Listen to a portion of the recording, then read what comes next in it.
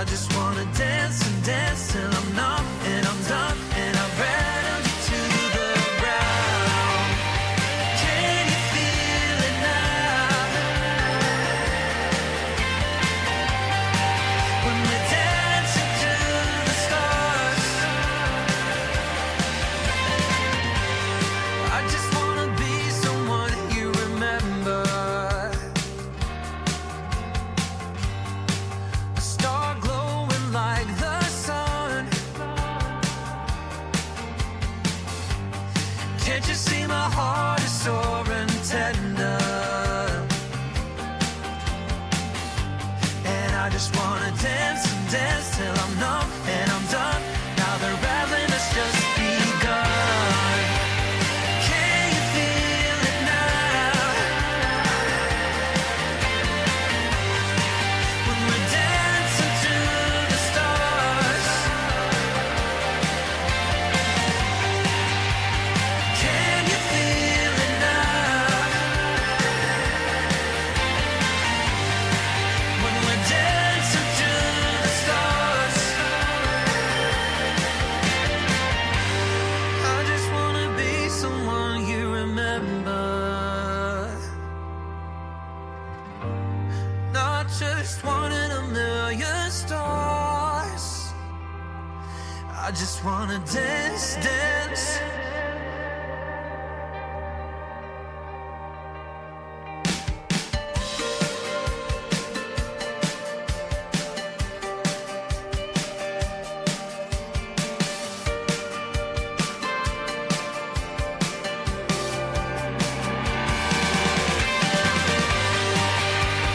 Can you feel it now? When we're dancing to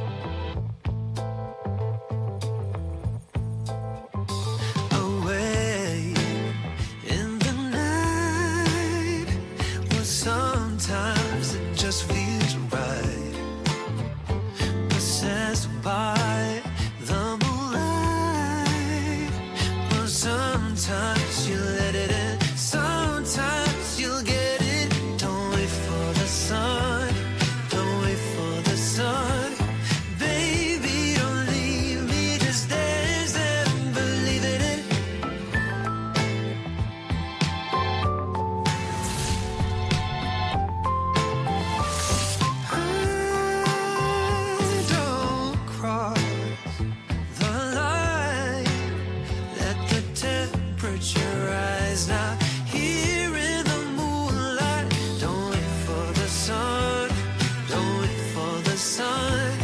Baby, don't leave me, just dance and believe in it. Get on up, baby, you get it. Get on up, baby, you get it. Get on up, baby, come on, let's get it on. Let me show you how.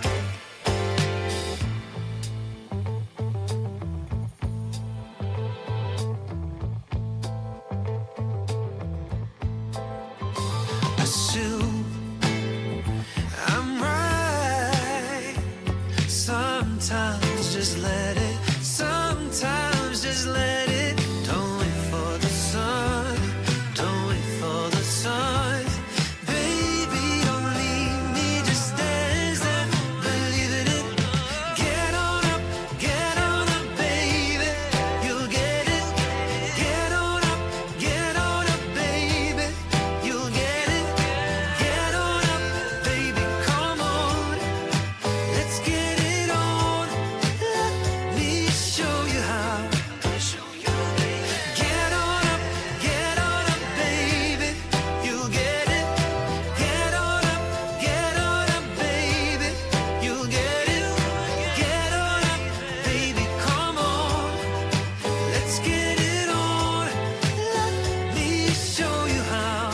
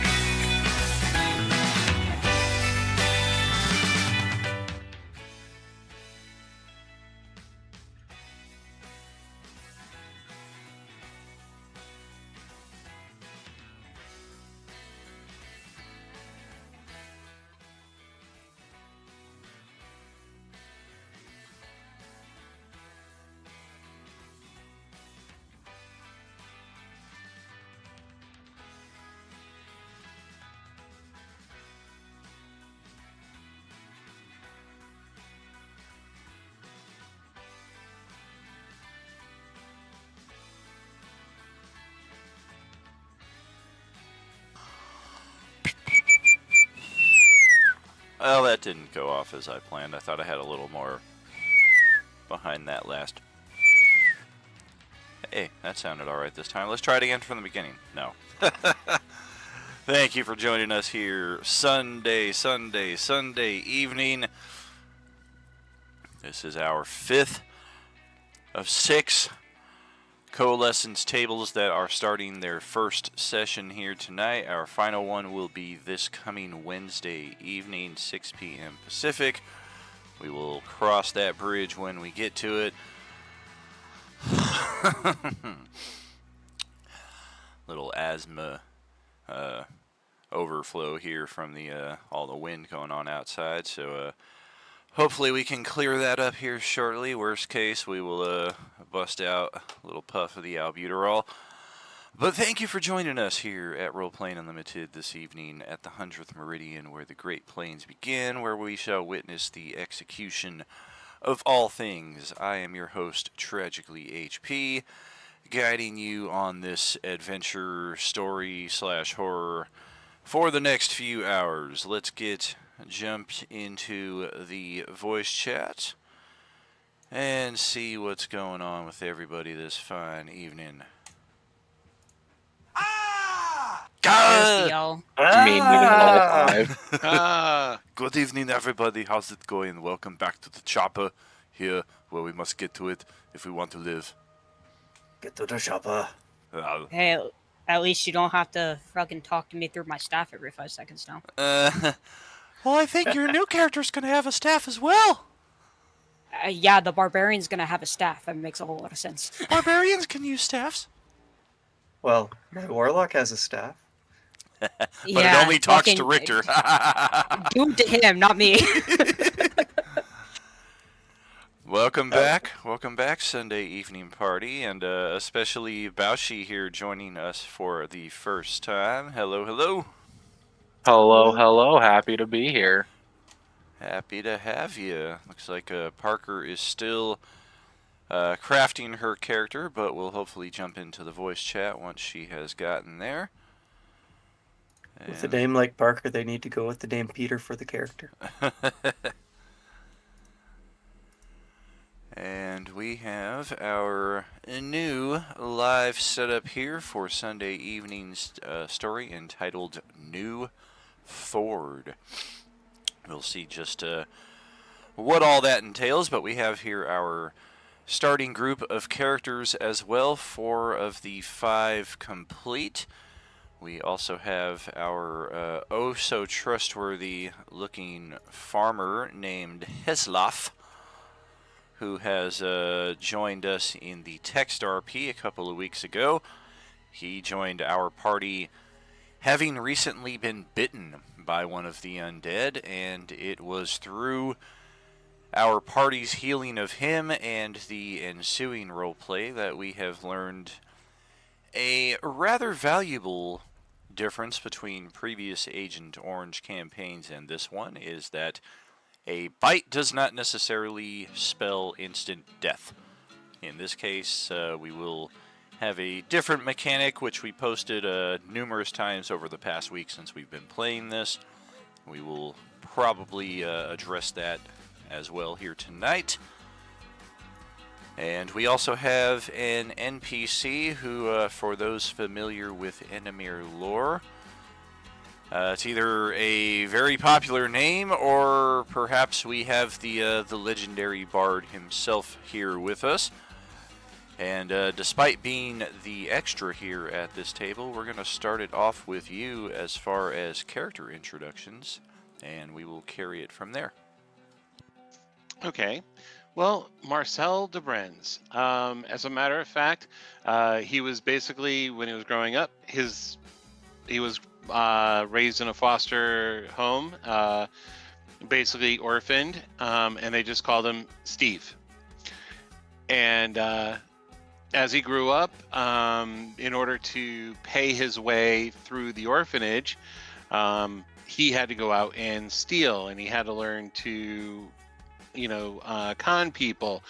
And so he really wasn't that great of a guy, but it always felt wrong to him. Well, one day he actually stole an identity off of a person who was going to go to the Bard College.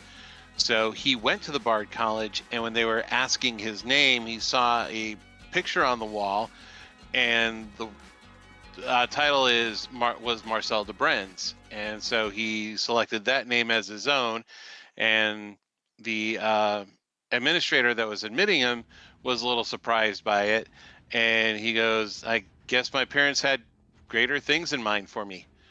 And so he graduated from the Bardic College, and he's been a wandering bard trying to figure out what's going on, because he recently noticed all the new stuff going on. So he's writing songs and stories and trying to explain all of this. Well, okay. Let's have Richter tell us a bit about his character, please.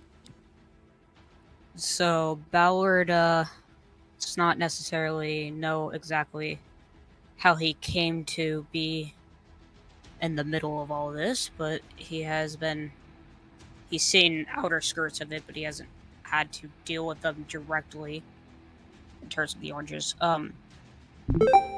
but he's been surviving for the past couple of weeks, probably a little bit less than that, but he's been on his own up until he met the camp with you guys. Awesome. And up next here, I believe this is our friend C joining us for the second campaign, playing, is it Rala? Yes, Rala. Excellent. Tell us a bit about your character, if you would, please.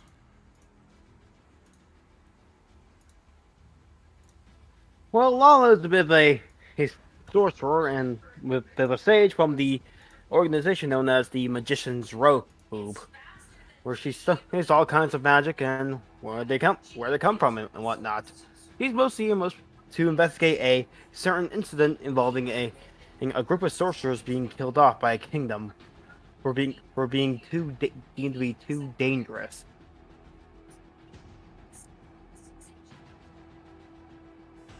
Interesting. And also joining us for a second campaign here is Mike playing Xavier. Hello, and thank you. So, my character's name is Xavier. Xavier hasn't really talked too much about his past because, well, he's keeping it a secret for now.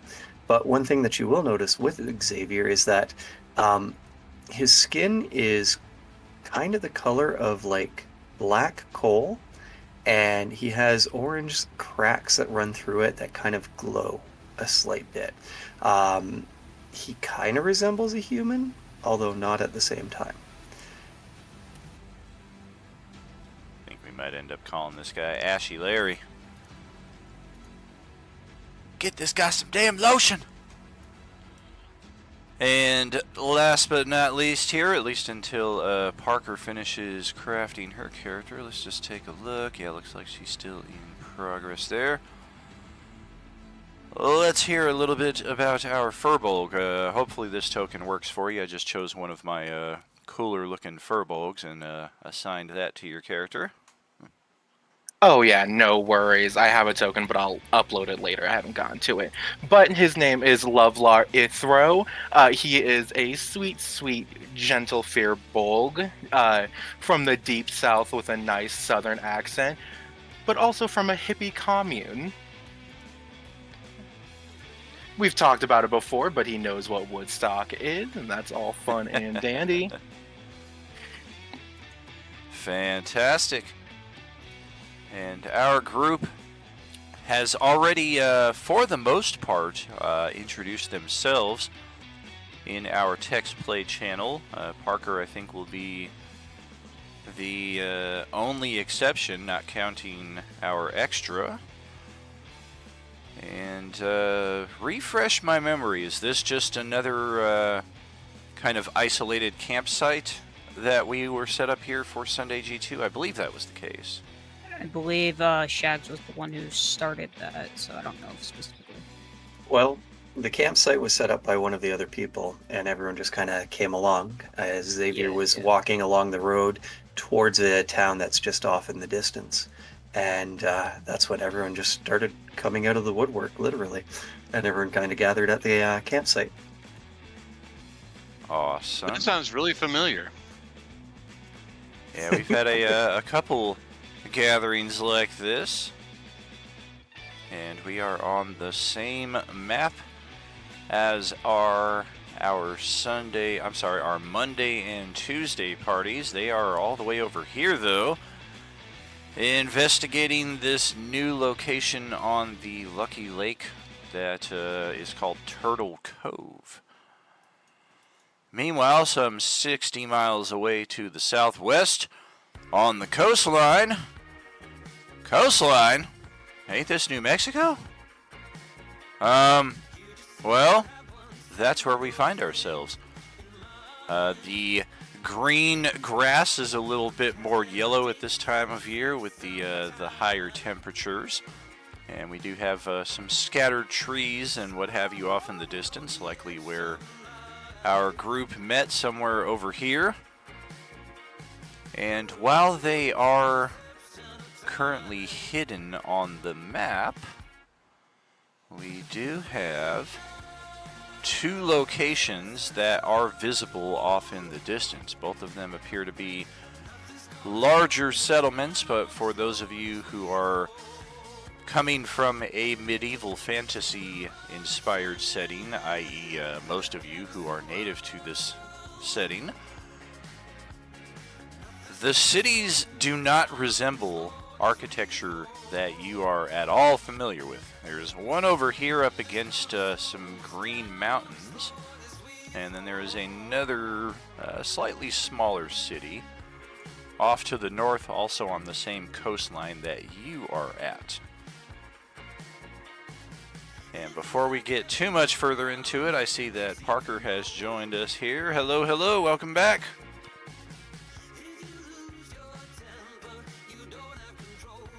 I think they forgot to enable push to talk. That's what it looks like. Oh yeah, either that or they just have themselves muted, but hopefully sort that out here soon, and we will hear from you in a minute, Parker. There it is. Yeah, it was the push to talk thing. Sorry about that. Welcome back, welcome Always back. forget.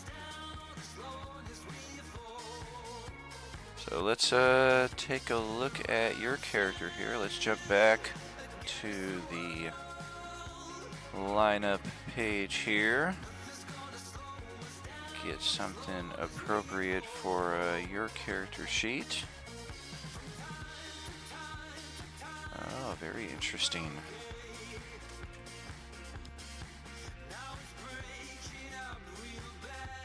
Not sure what I have artwork-wise for this. Let's see. Do you want me to do the Oh token yeah, real we quick? got something here. I guess I go have some fun. Wow, look at that one. Okay. But yeah, go ahead and tell us a bit about your character there, Parker. Well, Freyu has existed for about 6 minutes, and she is a druid who lives in the forest. And she's a hermit because she doesn't like people, because people are scared of snakes and she likes snakes. So she just kind of hangs out and tries to spend as much time away from people as she can. She's become kind of an herbalist, but not she doesn't interact with her with her nearby villages. It's knowledge she tends to keep to herself.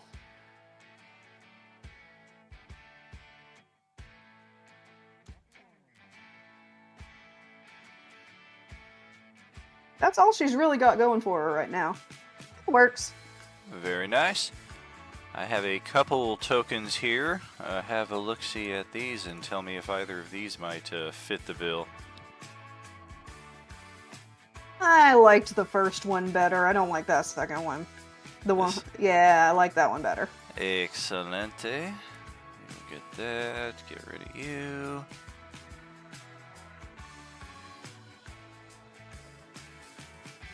Okay. Hooray, the gang's all here.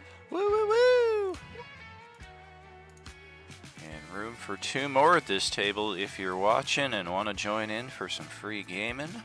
If you're part of our community already and are like, hey, how did I miss that there was a seat open at this table? Parker, does your character have dark vision? I'm thinking probably so. Yes, my character does. Fantastic. I don't think I have ever, just by accident completely, but I don't think I've ever played a character that didn't have dark vision. I think we're going to have over 40 different characters between all 6 of these tables this campaign season. And to date, I think 2 of them are human. I get to play a human in regular life. Why would I ever want to play a human in a fantasy game? Exactly. Good point. Well, I Well, I have mean- a human in Wednesday, and Marcel is human. Xavier is almost human. Yeah, my big thing with human, especially, and this is more from a live action role playing perspective. And granted, this is also going back, fucking hell, 21 years. So I know our gaming sensibilities have morphed a lot since then. But in my live action role playing days, people who played elves, dwarves, hobbits, catfolk, and what have you, they played those races, but with human motivations and human mentalities, and that kind of became the running joke of, oh, you're a human who looks like a cat. Oh, you're a human who has a big dwarf beard. Like, there wasn't a lot of effort made to distinguish, well, I'm obviously an elf, aside from the fact that I look like one. And that was always my argument. Well, I'm playing a human, so nobody can tell me I'm playing it wrong, because, I mean, come on. That actually is one of the funny ones about Vampire the Masquerade is you're playing an eons old vampire. Yes. Yet you want to have things done right now. Yes, yes. Right? Yeah, I know. One of the issues that I have with certain players, whenever I'm playing, is that certain races have a proclivity towards evil or towards neutral, and they all try and play not the way the character would, but then they get into this idea of, oh, I can get away with being a jerk of a player just because, oh, it's something my character would do. And it's like, no. Oh, yeah. Because You're Yeah, making then- you're making excuses at this point. Because Yes. there's a difference between getting into the mindset of a character that's a different race or a different culture or something, and just being a jerk or something like that, you know? So one of the other major things that comes up with that as well is that you can play one of the most evil characters and still be a caring and loving partner and friend to an entire party, because Oh, yes. the evil that you do is for the greater good of your group. Exactly. The greatest villains have ways of making their audience sympathize with their aims and their goals. That's why Magneto has endured for 60 plus years and is still one of my favorite villains. And Vader, likewise, a favorite villain for a lot of people.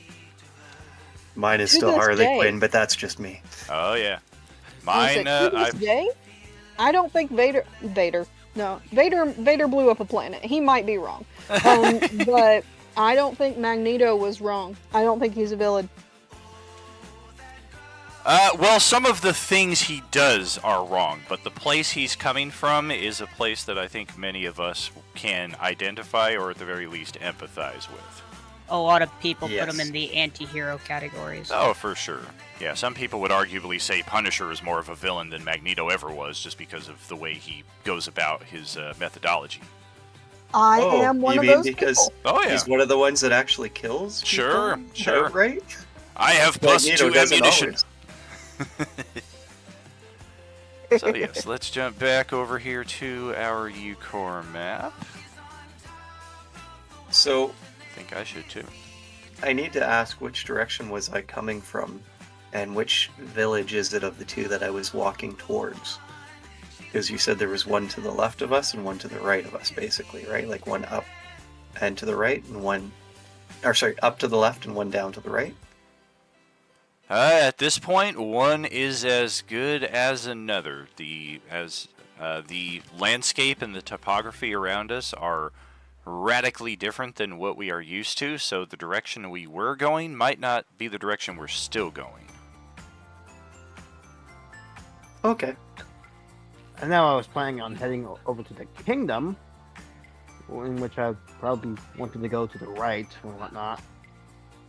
Yeah, the major capital city that's got like 1 million plus people, the largest city in UCore, if not all of Enemir, is more towards the central kingdom. You guys can see the tall mountains even at this distance, like 25 plus miles away. The city itself, though, is well outside of your lines of sight, but it would be like way off in this direction. I do have a question then as well. With the histories of UCore and all that stuff, would my character know about that, or is that future? I would say that's all in-game information. Even if you're kind of a stranger to these lands, like Eucor City is pretty famous. Oh, I understand that. I'm just talking about the backstory stuff I was talking about before. I'll message you real quick privately. Okay. I'm just gonna take the assumption that Ballard only knows the basics of the land. Yeah, whatever works out best for you. And then, of course, as we are playing in-game, that's why we have skill checks and can be like, oh, my character does know or does not know. So on and so forth. I'm just taking from the whole other thingy. Yep, Terry hit the nail on the head right there. Negan, another particular favorite of mine. There's not as many identifiable or empathetic qualities with him, at least not until much later in his story, but just the aura that he presents as a villain.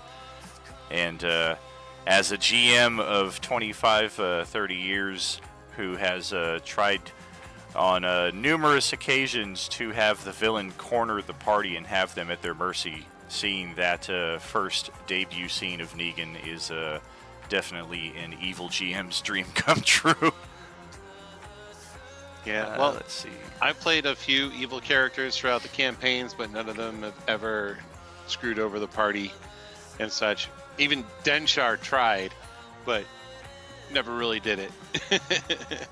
Oh yeah, that's because for the most part, most of us understand it's a team game, and we can still have our individual motivations, but at the same time, it's all about the group experience. Yeah, every single evil character I've ever tried to play, with one very, very particular exception, they all just become very tsundere towards the rest of the party.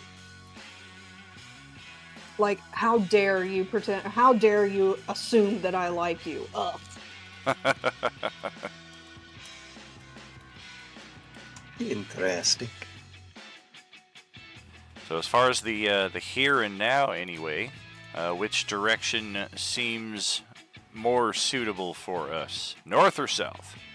The road at least still seems intact, although it's a weird road with these white dividing lines that are kind of dashed, and there's like these weird like white bumps in the middle of the road that seem to separate it into two different lanes. Must have been doing some construction out here in Eucor pretty recently. But at the same time, these roads look very old, like they haven't been maintained in years.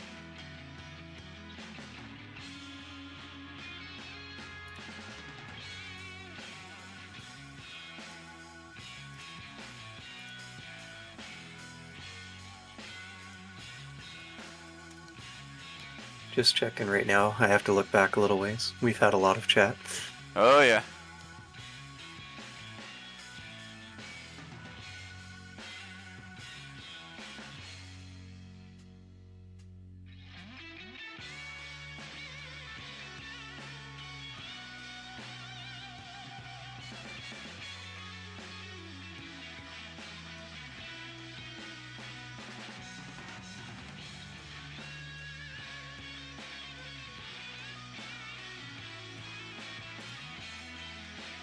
But, well, yeah. I mean, we got all these other characters in this party as well. Do any of you have a direction you would like to go? I know I'm kind of waiting on some stuff with Mike here. Otherwise, the rest of I am sometimes- but an observer and a recorder. I shall help you as necessary, but my ultimate goal is to be able to determine what's going on and make a most wonderful story of it. Remind me, where on the map we are once more. Can you ping it? right down over here. I was hoping on going down to the south, see what happened in the kingdom.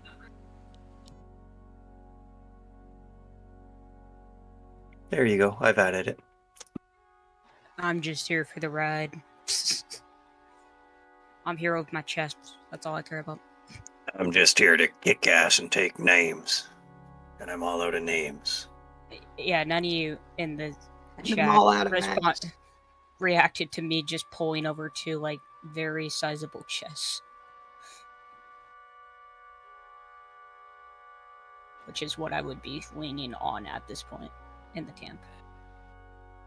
Now, it's not many of us have many places to go, huh? Isn't carrying that much baggage kind of cumbersome to you?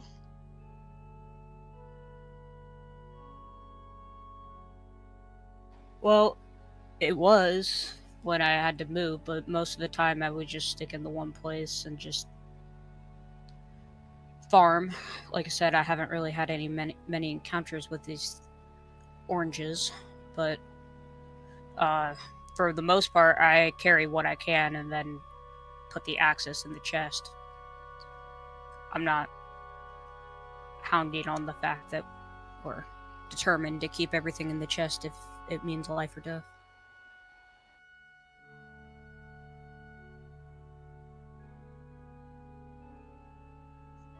Quite interesting. Oranges. That's just a strange name for a group of undead, don't you think? That's just what I've heard from around, but yeah, I could quite agree, considering that was the name of something else that I know.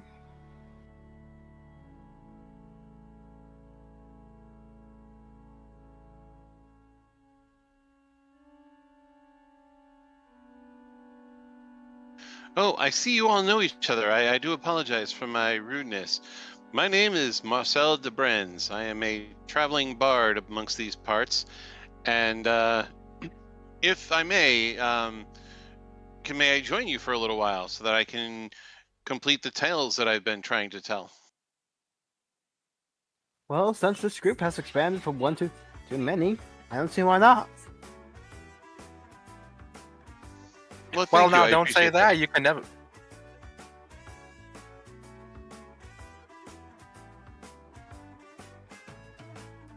We've been sliding since I don't remember when, in and out of consciousness.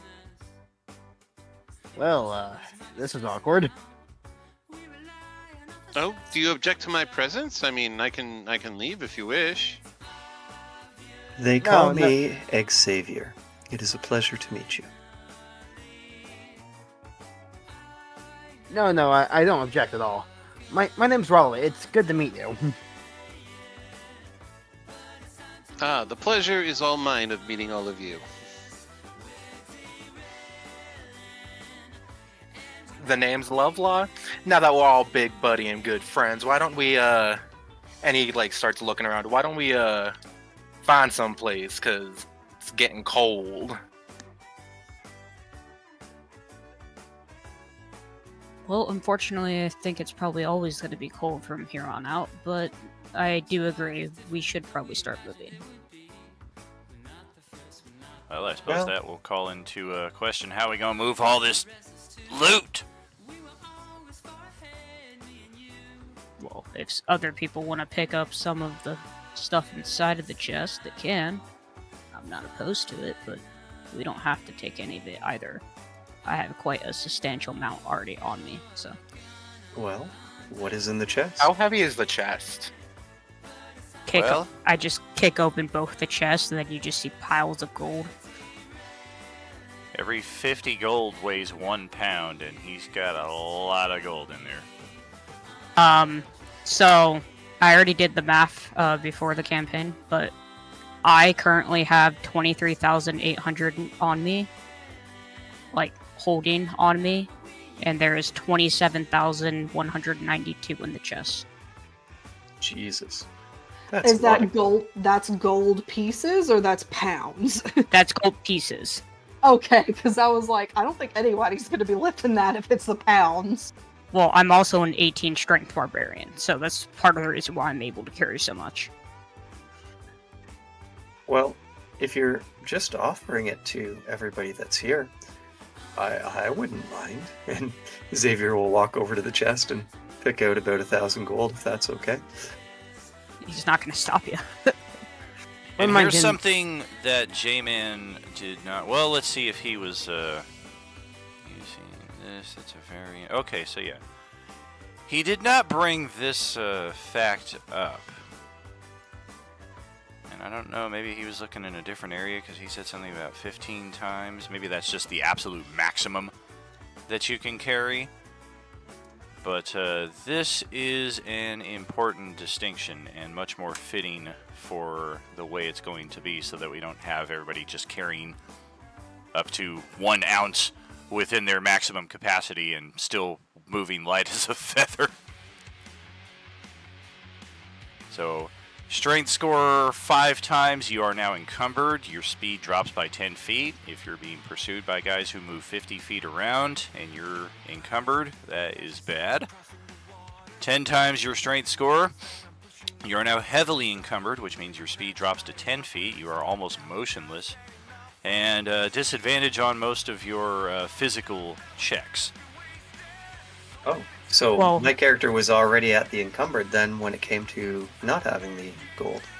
Yeah, the Roll20 sheet also does that for you automatically too, though. Sure. Oh, that's convenient.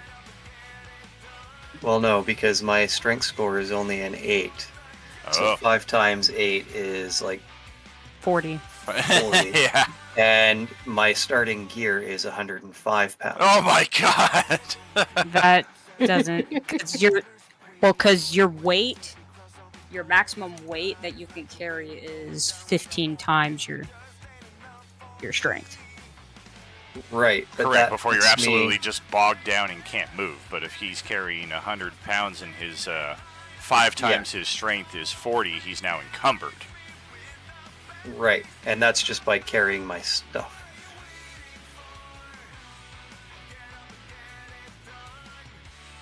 Are those from the GM book, or what are those from? The player's handbook. Yeah, That just- doesn't. Okay. If it's from the player's handbook, it's correct. But I mean, that I've just mean- never heard that before. So It's Like- not something that most parties ever get into, but it's not usual that a first level character is toting around that much weight.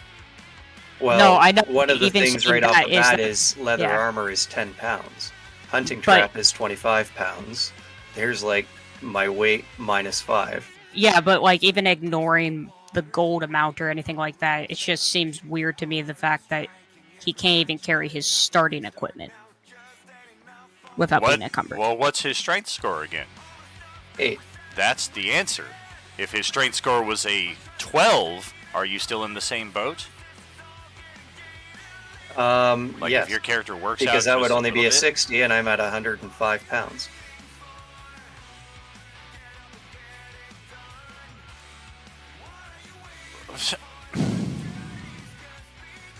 Like, to be able to do that, I would need over 20 for my strength to be able to carry the 105 pounds of starting equipment.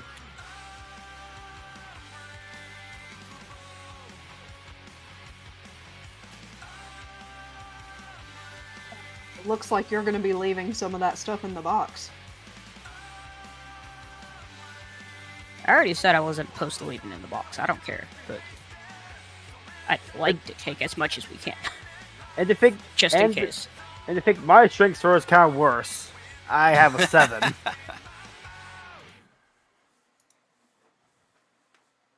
How'd you achieve a 7?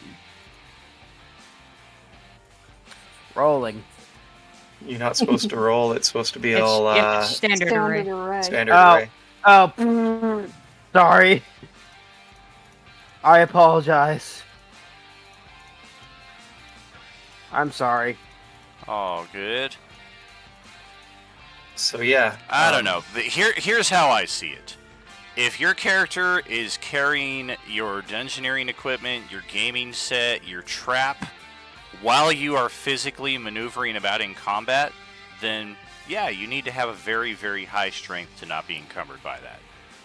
If you're just carrying it on your back as you're doing your daily march, similarly, yeah, that's going to slow you down, even if it is just starting equipment, and even if there is a little eyebrow raising and confusion in that respect.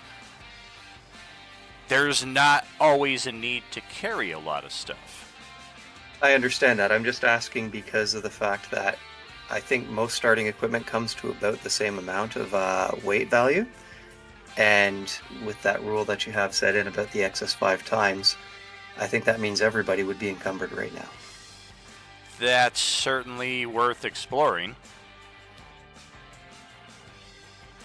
I think that's also what entices people to invest in riding animals and eventually magic items to where those encumbrance effects don't land as much. And this brings up a kind of a tricky situation. Like the intent of the encumbrance is really only, and I say this every campaign, it really only ever comes into play if I look on your character sheet and I see that you are toting around the weapons and armor of every creature you've ever slain with the intent of selling them like a video game. Then I'm going to be like, well, where are you carrying this 1,500 pounds of gear, even if your character's got a 20 strength? And it's not something we ever see, so the encumbrance never comes up. This is the first time, I want to say, probably in 10 years of us playing 5e, that it's really become something worth exploring, and only because we have this much gear. So the question, I don't even know if it's a question, but it's extending it into other aspects. The intent is to prohibit toting around all of this excess stuff, not to prohibit us from carrying our starting equipment, which we've never had a problem with. Yes, the first issue of the session. How can we carry this much gold? Well, it's fine. I mean, what it just means, I don't know about the carry weight times 5 or anything like that, but what the total weight is, because if I add the 1,000 gold,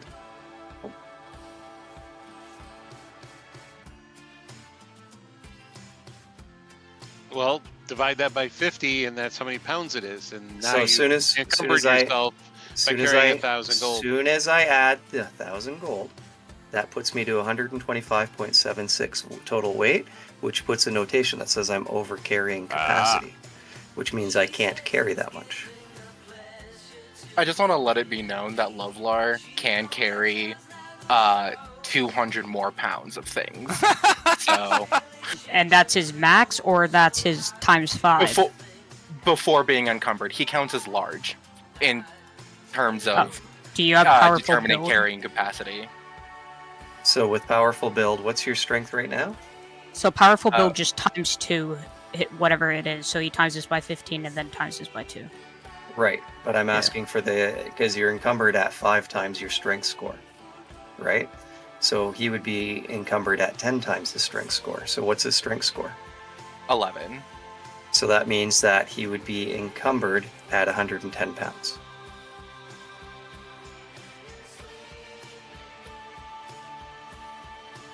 So I redid it, and I'm encumbered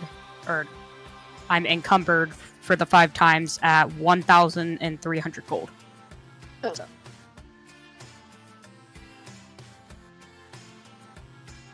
So what we could do is we could bury those chests for you, and then mark the place and come back for them later.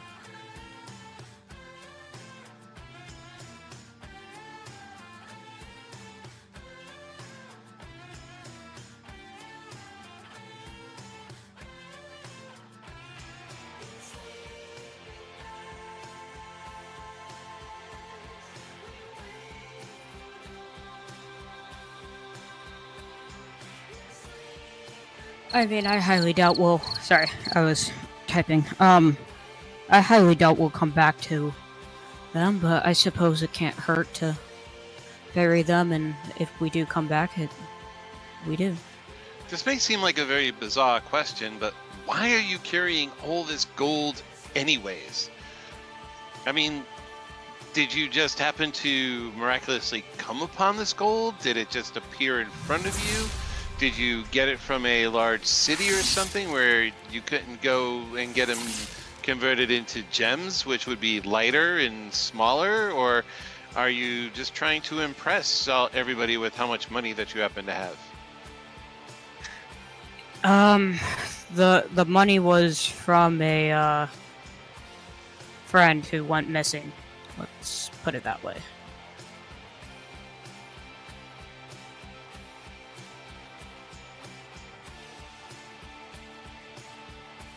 It is in no means because I hardly doubt money means anything in this world as we know yet. So, but in case and inventance that it does, I'd like to keep some at the very least, so that we have some sway in it.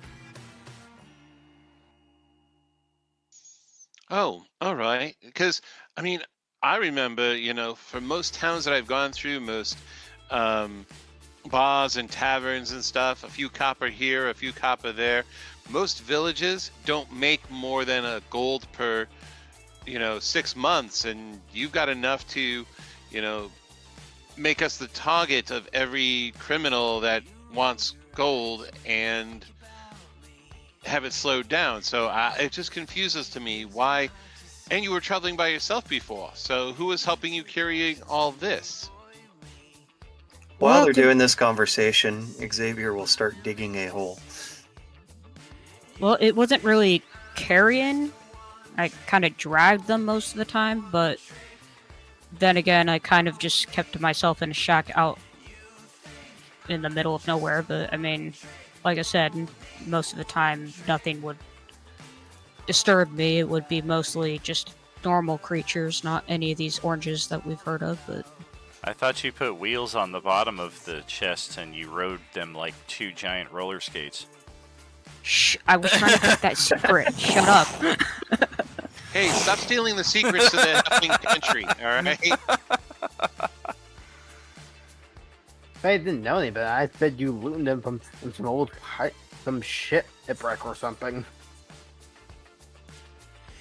That probably would have been more likely in terms of trying to get people to believe me, but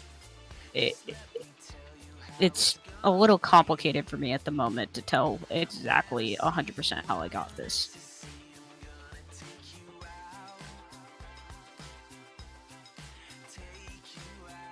Who said they were digging the hole?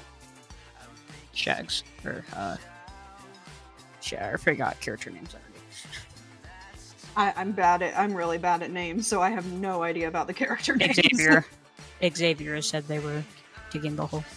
Xavier, yes. Sorry about that. I keep forgetting I have to push to talk. No, you're good. I just went over to the character tab and did it, that's all. Got it. So, as you're digging a hole, you get. I like the idea. You get a little ways in before all of a sudden, from the trees over to your right over there, you hear a voice come out, just like, "Stop! What are you doing?" Digging a hole. What's it look like? Now and all of a sudden from these trees, a giant snake woman comes bolting at you, and with like her large stick that she has in arms. She looks deranged. She's Oh got my like, god. Okay. I'm twigs sorry and if you're charging at my character out of the shadows and out of a tree, he's going to use burning hands on you. Okay. I'm sorry, but he has someone yelling at him for digging a hole to help one of his party members, and then all of a sudden a snake woman comes charging at him with a stick from the trees. She does look awfully creepy. Like she's got leaves and sticks sticking out of her hair and everything. Yep. Sorry about that. No, that's fine. I totally deserve that. While examining this, Sigwin goes, "Are you perhaps a druid?" Real quick, how am I burned?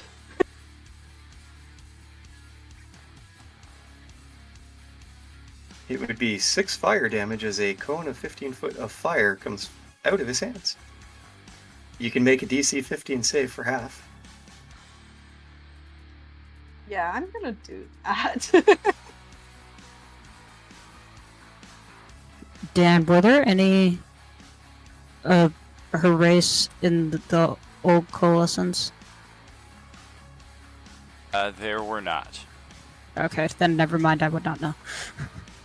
Alright, as far as the encumbrance goes, what I'm looking at here is a variant of the existing system of times 15, and we'll just keep it at the times 15. That'll be the end of that. Okay, Okay. I was okay. Then I'll re-add the gold. I was, whatever. Yeah. Yeah, I definitely feel the variant captures the spirit of what we're looking for here more, but I also don't want to delay every table by 45 minutes as everybody has to double and triple check their gear and make those important choices of I can bring this, I can't bring this, and yeah, that'll be the end of that. I apologize. I didn't mean to throw Not that all your- out in there. Not your in all fault. fairness, do you want me to, in the sake of fairness, I should say, do you want me to just half the amount of gold I have on me and bury the rest? Well, I mean, you guys can carry what you're gonna carry and bury what you're gonna bury. For that same Okay. topic. I was just asking because I get the point that you were making with you don't want us just carrying around fucking half the fucking world. Just because we Right, can. right, but But yeah, it is what it is. okay. 5e is more designed for simplicity than realism, so I was a bit surprised when I saw that variant come up because I was like, hey, that's D&D as I know it. Like that's old school D&D where, I mean, I've told the story numerous times. My very first dungeon, my character walked in and fell through an illusory pit trap into a pool of water, and I'm playing a dwarf fighter, and the DM was like, you're carrying too much gear.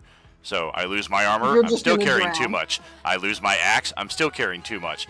I came out of there with like 1 day of food and a dagger. Like that's where I come from in D&D. So to see people able to like balance like busboys like 3,500 pounds of gear on 2 different trays as they're adeptly adventuring is still a bit of an eye opener for me. All right. That was not the button I meant to click. How dare you? But that does help. That does give you advantage on the saving throw. That is true. Worth knowing. I wanted to expand it and double check that was what it did. I accidentally put it in the chat, but you know what? That's fine. Oh, jeez. So you take half damage, so 3 fire damage. Natural 20 for the first roll. Bam.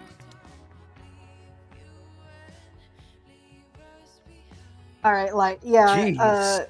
She kind of you clip her shoulder as she dodges out of the way of this giant cone, like flat on the ground kind of thing. And she's like, "What was that for? What was that for?"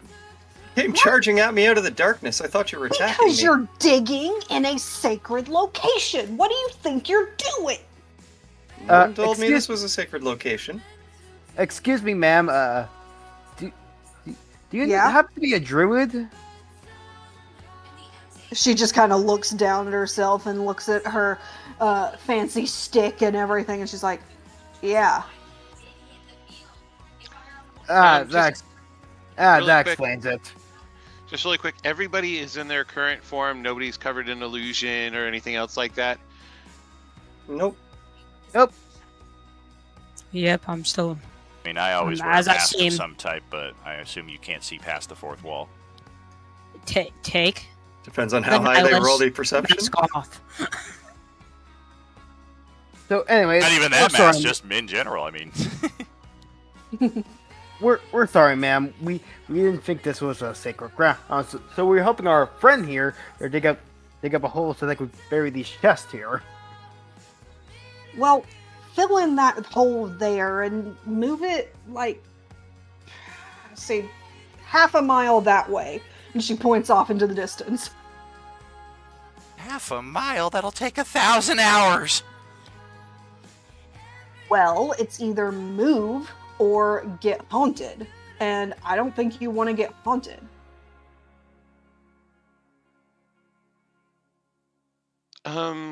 Xavier will believe just that kind of just- do like a double take at her, look over at the group of people, and start filling in the hole.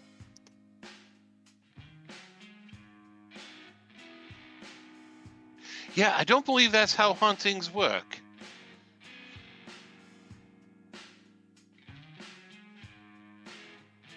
She kind of narrows her eyes at you. I forgot to push to talk, sorry. She kind of narrows her eyes at you and she's like, "What would you know?"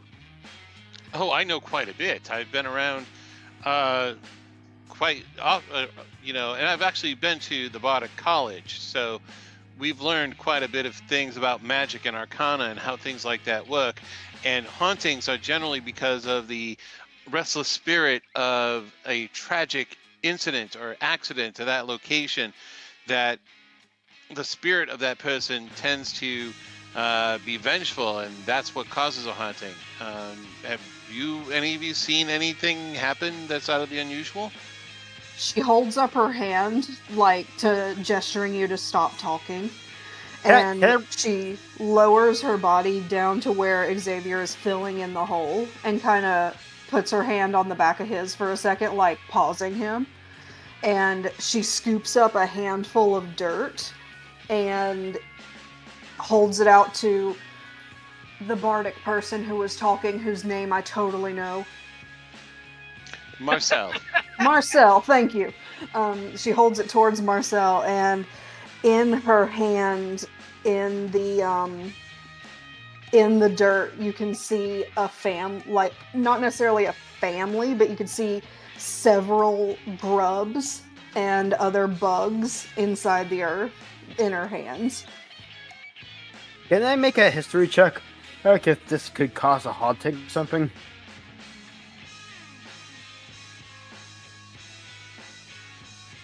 See these poor creatures? Would you want to feel them crawling under your skin for the rest of your life?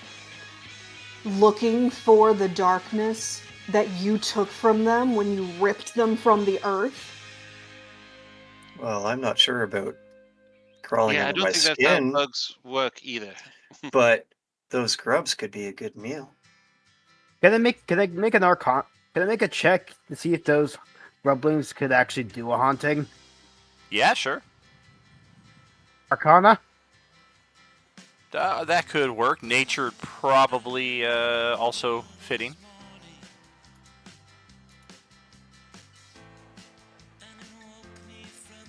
Not that you've ever heard of, but yeah, you're pretty well aware that there's a lot of mysteries out there.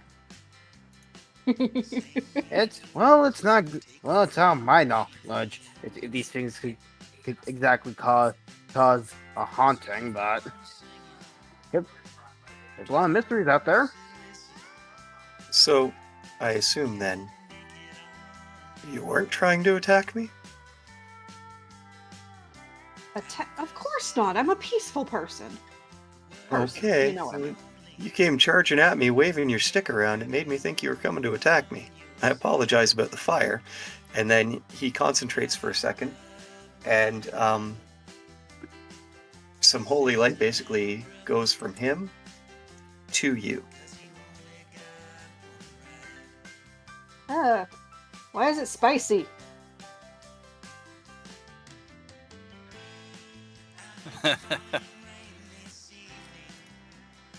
Well, now I see that we got these good vibes going. Now there's no need to dig a hole, and he's just gonna stand up, go over, and pick up both of the chests. I don't think you're able to pick up both of them. That is 27,792 it? gold. That's What's- why each one of those is 1 gold is at 0.5, I think, right? 0.5 weight. Well, 50 coins is 1 pound. All right, So hold on, divide give me the a second. total coins by 50. That should be the amount of pounds. There is like 27,000. 27,000 would be 540 pounds. It That's should 555 pounds. Yeah, Yeah. yeah. With the powerful build, I'm thinking it's not the most comfortable, but yeah, I think he can tote those around. That's not feasible. I got my math wrong. I Uh-oh. misheard the number. My bad. Womp womp. He's just gonna kind of like he kind of like picks a chest, wraps his arms around it, and just begins to go. My back.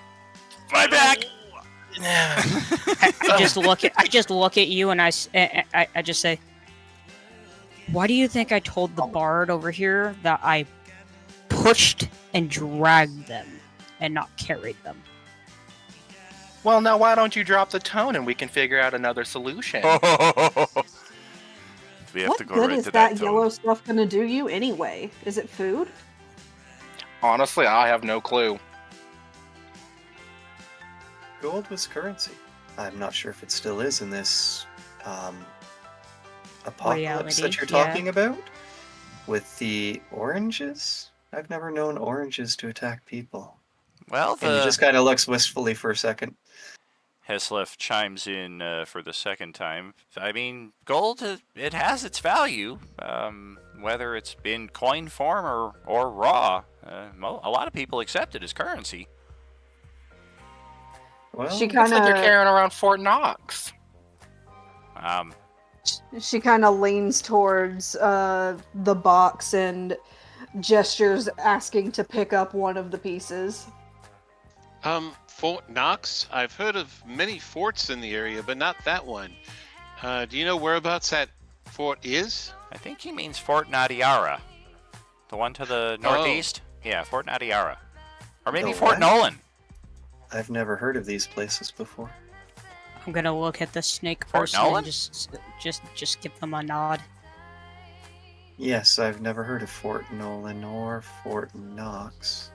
Well, Fort The Nolan only is kind knocks of new. that I guess. know of, the only knocks that I know of are the ones that you get on that you humans get on your knees.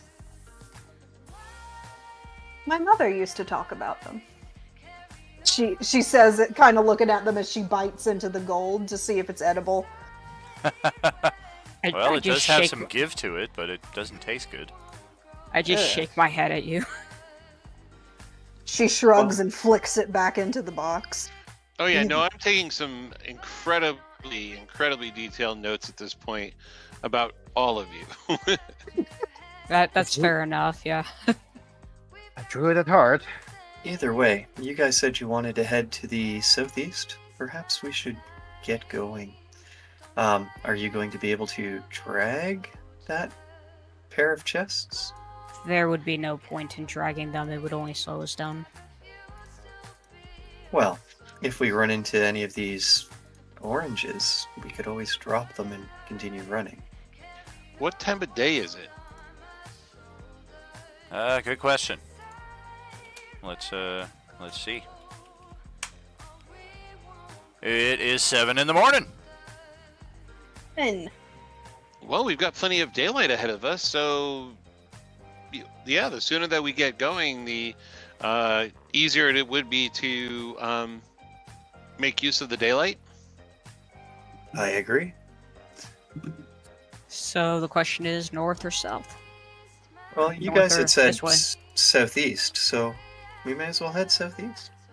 Wonderful. All right. Maybe I'll hopefully be able to get my answers here. Hopefully answer her question. Does she still have that pile of dirt in her hand too? no, she put that pile of dirt down. She's just kind of looking back and forth between you guys now that the hole's filled in.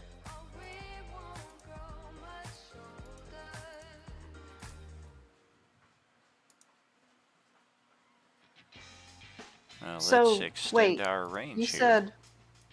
said south?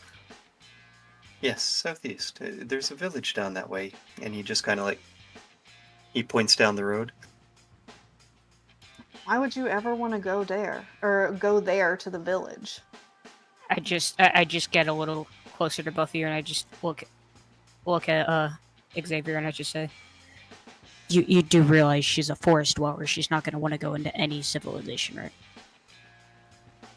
I understand that. There's nothing wrong with that, but I have tied myself to this group, so if they want to go to the city, that's where I go. Oh, believe me, I want to see what aftermath of this place has to offer. So.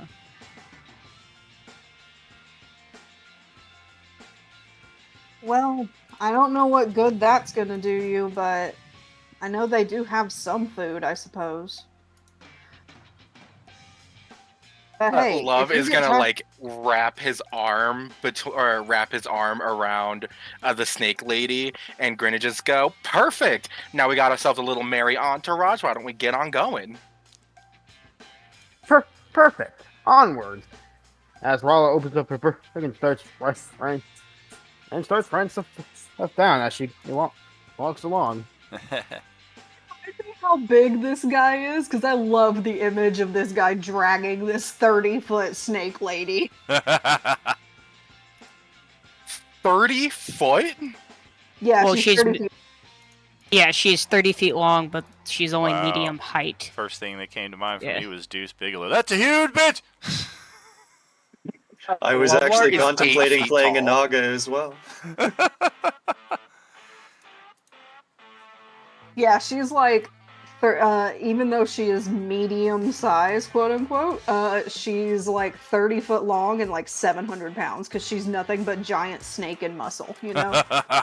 Yeah. Nice. I'm pretty sure strength is my second highest quality, if I'm not mistaken.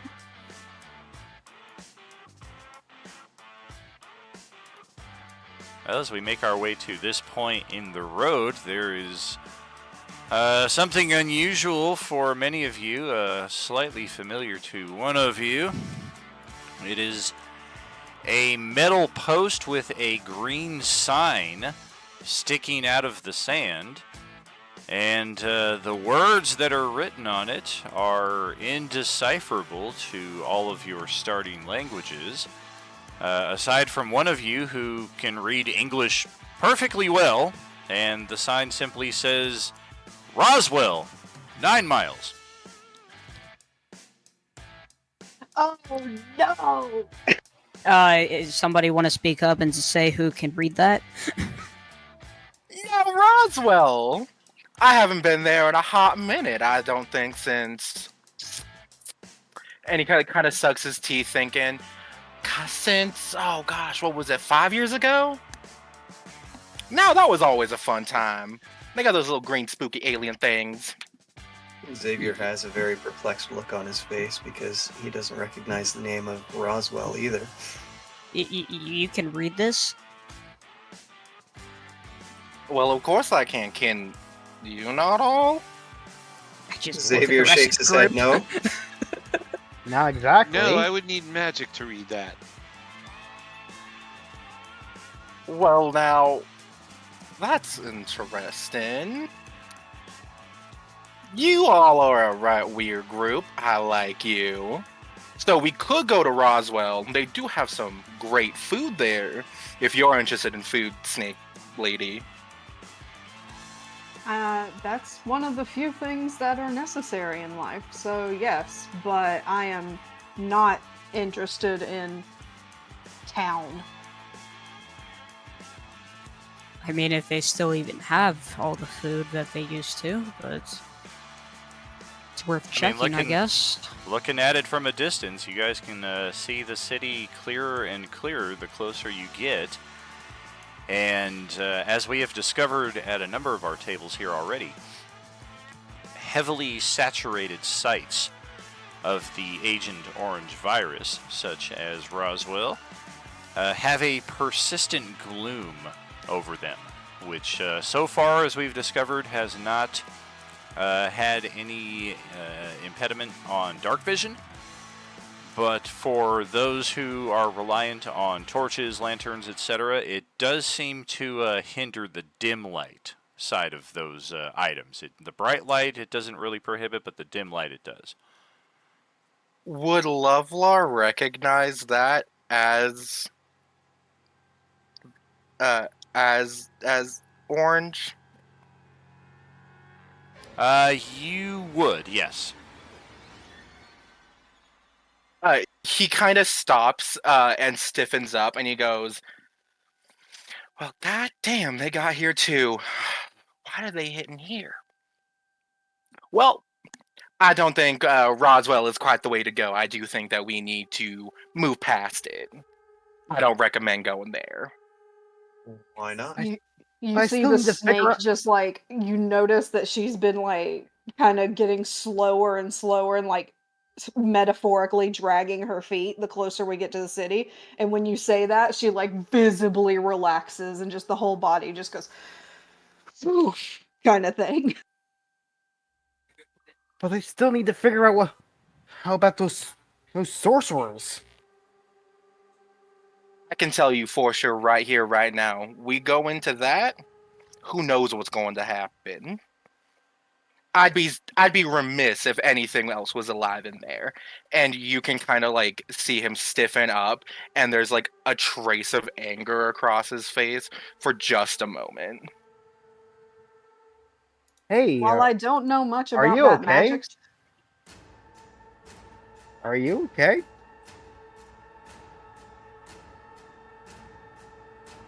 I'll be fine if we don't go there. I'll be fine. Why is the GM moving our token closer to the city? This isn't right! Just kidding. Don't make me no.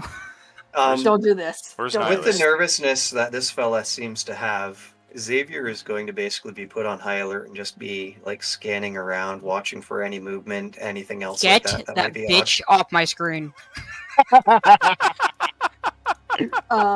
Question mark? Ignore. Keep going. This is how I would terrorize Richter numerous times through our previous campaign. He would just be walking along, and all of a sudden the big bad Nihilus shows up. He's, get him! Why is he always right there? The sad part is you would only do it to me on our sessions, and I hated you for it. Yeah, it I've can be only real encountered. devil I've sometimes. only encountered. Sorry. Oh, you're good. I'm sorry. I was just gonna say I've only encountered Nihilus once, and I still want nothing to do with it. Well, thankfully we had our end game, and it took oh man, I think we had like 60 plus allied characters on that board, and we played 4 sessions over 4 days, and they finally beat that guy down. Did someone kick remind him in me. the nut? Please tell me someone kicked him in the nuts. I metaphorically did by sacrificing one of my characters to fly 180 feet up to him to kill him. Well, to start his death. Yeah, he Oh, killed a few, ew. but we had fortunately the resources to bring most of them back. I brought chaos. Oh man. Oh, yes, I Yeah, that remember first your round, actions, especially yeah. when all those targets were on the board, and I was like trying to grid them off into zones. Like, okay, this zone, let's roll their saves, and you're number 1, you're number 6. I used to number the monsters, but that's just kind of a pain in the ass now, and I don't use it as much as I would otherwise. But that was one situation where I should have frickin' numbered the monsters. All right, passive I'm gonna- perceptions. Who's got our best? I Mine's have an a 11. 14. 11, 14. Let me look. Hang on, I forgot. Though I did specify got a I was 15. actively looking, so I'm not sure if I can roll 10. or not. 15, 10, active perception. Go ahead, roll that. 15. Woo! Equal to our best so far.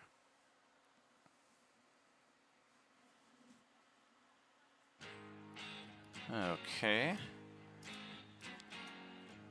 So there is a large cloud of smoke that is rapidly approaching from the city of Roswell. Whatever this thing is, it is moving at very many miles per hour towards your current location. And all you guys can make out of it is just smoke.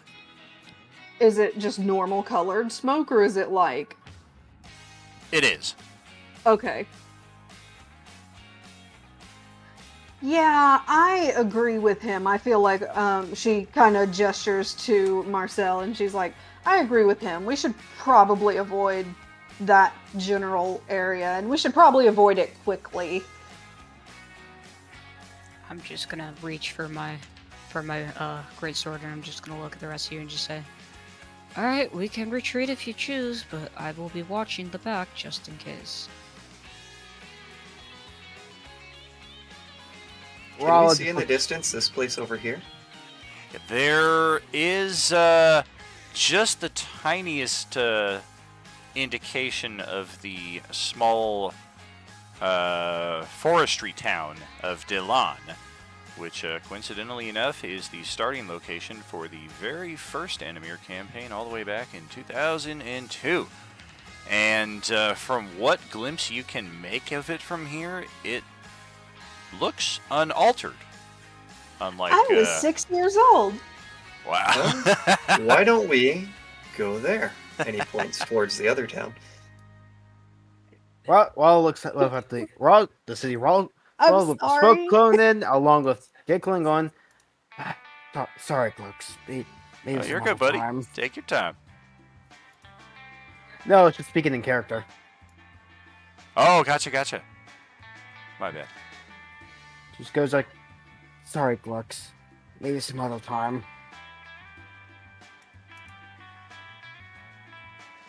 Well, if we're gonna be going to the other place, we might as well start now. As I like. Well, start how walking, but are you keep my going eye to on the try ground. to avoid this cloud of smoke that is rapidly approaching your destination? Fast. Become We can- fast. Go across country if we really needed to. Are we? So we're just like hoofing it as fast as we can, like just across the open there. So yeah, it's pretty flat plains. Occasional rolling here and there, but Eucor is very like Northern California is where I was at the time when I designed this country. Real quick question: Can I have a ready action? You can put a ready Yeah. action on, yeah. Cool. I'm gonna, just in case anything makes a melee attack, I'm gonna cast Angelic Guardian, just in case. Okay. No worries there, Parker. It wasn't as bad as it was. Oh God, what was it last week when I made mention of a D&D campaign from '97, and I think it was Ari on Sunday morning who said I was 1 year old. I was 3 in '97. I'm older than all of you. Yeah, So don't even. I wasn't Yeah, even born no. in '97. I wasn't. Yeah, I wasn't gonna say anything. Yeah, If it makes y'all feel better, my students do that a lot because I'm a teacher, and they'll do that. I'll be like, "Oh yeah, I listened to this song in like 2004," and they're like, "Yeah, I wasn't born then," and I was like, Yeah. "Oh." Yeah. If we're gonna take readied actions, I will just, if anything gets close enough for me, I will attack it with my sword. All right. That's about it. Yeah, Don and I'm I ready. remember before the internet. So do I. Mike too. Yeah, I was born in 1969. Ooh, good year. Woodstock. I bought Um, my first real 6-string. Nice. Bought it at the 5 and don't. dime. Well, Anyway, I'm something comes actually- rolling up the road, and you guys are. I mean, this thing is going much faster than you guys can really hope to. And it catches up to where you guys were at pretty quickly and screeches to a halt. There are people inside. All of them appear to be human. They are all wearing rather strange garb, unless you're familiar with survivalist, modern survivalist gear, and modern artillery as well. Each of them are carrying a rifle or pistol of some type. And they are all scanning the horizon and looking very blatantly in your direction as you guys are just hoofing it across the countryside. They're people. They're kind of, the driver is the only one who does not appear armed. You guys are maybe like a football field, 100 yards, 150 yards or so at this point, and the driver just kind of like sticks an arm out, kind of does like a half-hearted wave, and just keeps the van parked where it is, as if to see what your response is. Xavier will wave back towards them. I don't Yeah, I'll think just look we're at him. hostile. Lovelar's gonna stick out a thumb like a hitchhiker's thumb. They gesture like a wave, like, come on down. Frolic is like, "Hello?" Xavier will start walking towards them. They don't seem. Yeah. So we're Lala. They don't seem hostile. They don't seem hostile. First of all, they're people. Second of all, do you see those things they're carrying? Those things are like magic missiles, but small. Okay? I You won't. don't mess with them. I won't put away my sword, but I will. But I will like lower it in terms of like it's like kind of dragging on the ground. Sort of. If they wanted us dead, they would have shot already. Now there's nothing a little harm in talking things out. We can always come to a peaceful resolution. And he elbows the snake lady in the ribs if she has ribs. She is 90% rib. Okay, I don't know if you know about snake anatomy, but they are 90% rib. If we're still far enough away that we're out of earshot, Xavier will say, and if they decide to be hostile, I can always incinerate them all. The snakes really don't She's have gonna- Be too hearts. sure about that, but I appreciate the gesture. She's gonna brush at the bit of her clothing that's been singed after your first go round, and she's gonna be like, "Yeah, I figure." It was a So- gift from an angel. She is Dawn not is happy the only obvious human here. Yeah, mine would. The Simic hybrid would appear elven to anybody not familiar with the Simic hybrids. Xavier looks human, except horribly, horribly burned Yeah. human. I'm very badly burned. Yep. So I'm obviously the only human. All right. Well, there are 3 guys in this van. They are all riding in the front. And as you approach, they kind of angle the van around so that the passenger side guy, who's just kind of casually brandishing a pistol out the window, gives a beaming smile as at you your do. approach. Oh, you guys are unusual lot. You're not thinking of heading into that city there, are you? As a matter of fact, we saw the outskirts of the city, and my companions and I have decided that it may not be a great place to be. What information can you give us about it? It is heavily overrun with the living dead. And my friends and I are just coming from there, as a matter of fact, with a few of us who actually made it out. And if history is any indication, within the next hour, these entire plains are going to be swarming with those things as they try to seek out those of us who escaped. It's good you're not going into the city, but you might not want to linger out here either. Rolla picks up going, "Oh, you guys came from the city? We did. Oh, maybe you can help answer that question I've been looking forward to." There will be plenty of time for talking if you want to find a safer locale.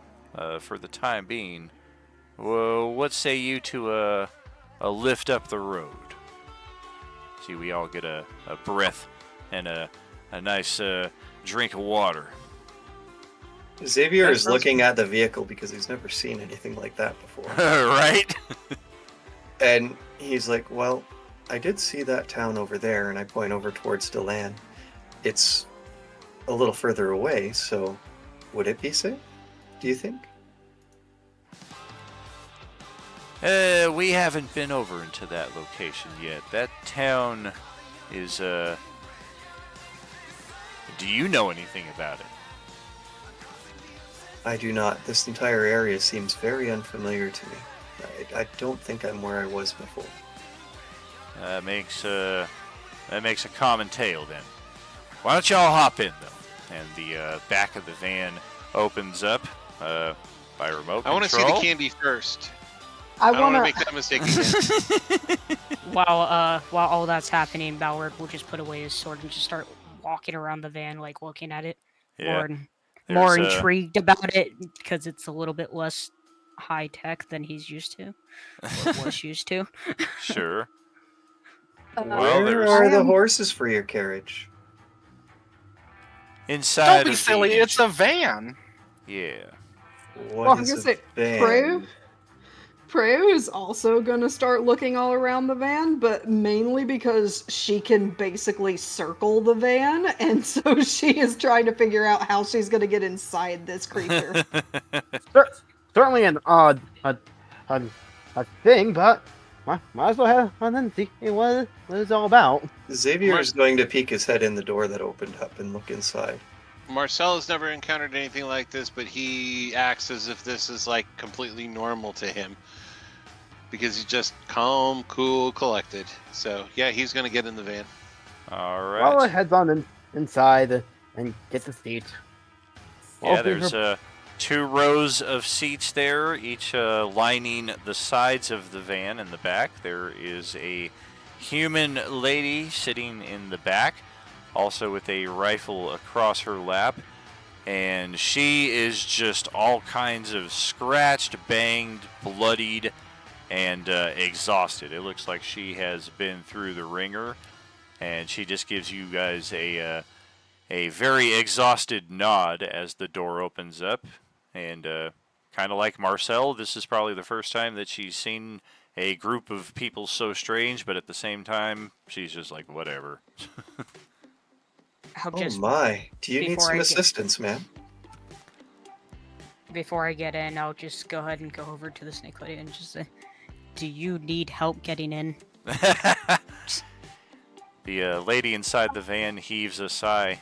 Got a cigarette?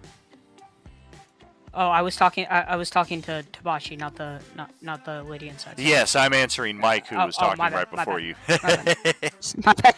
I don't have a cigarette, but I might be able to help with the wounds.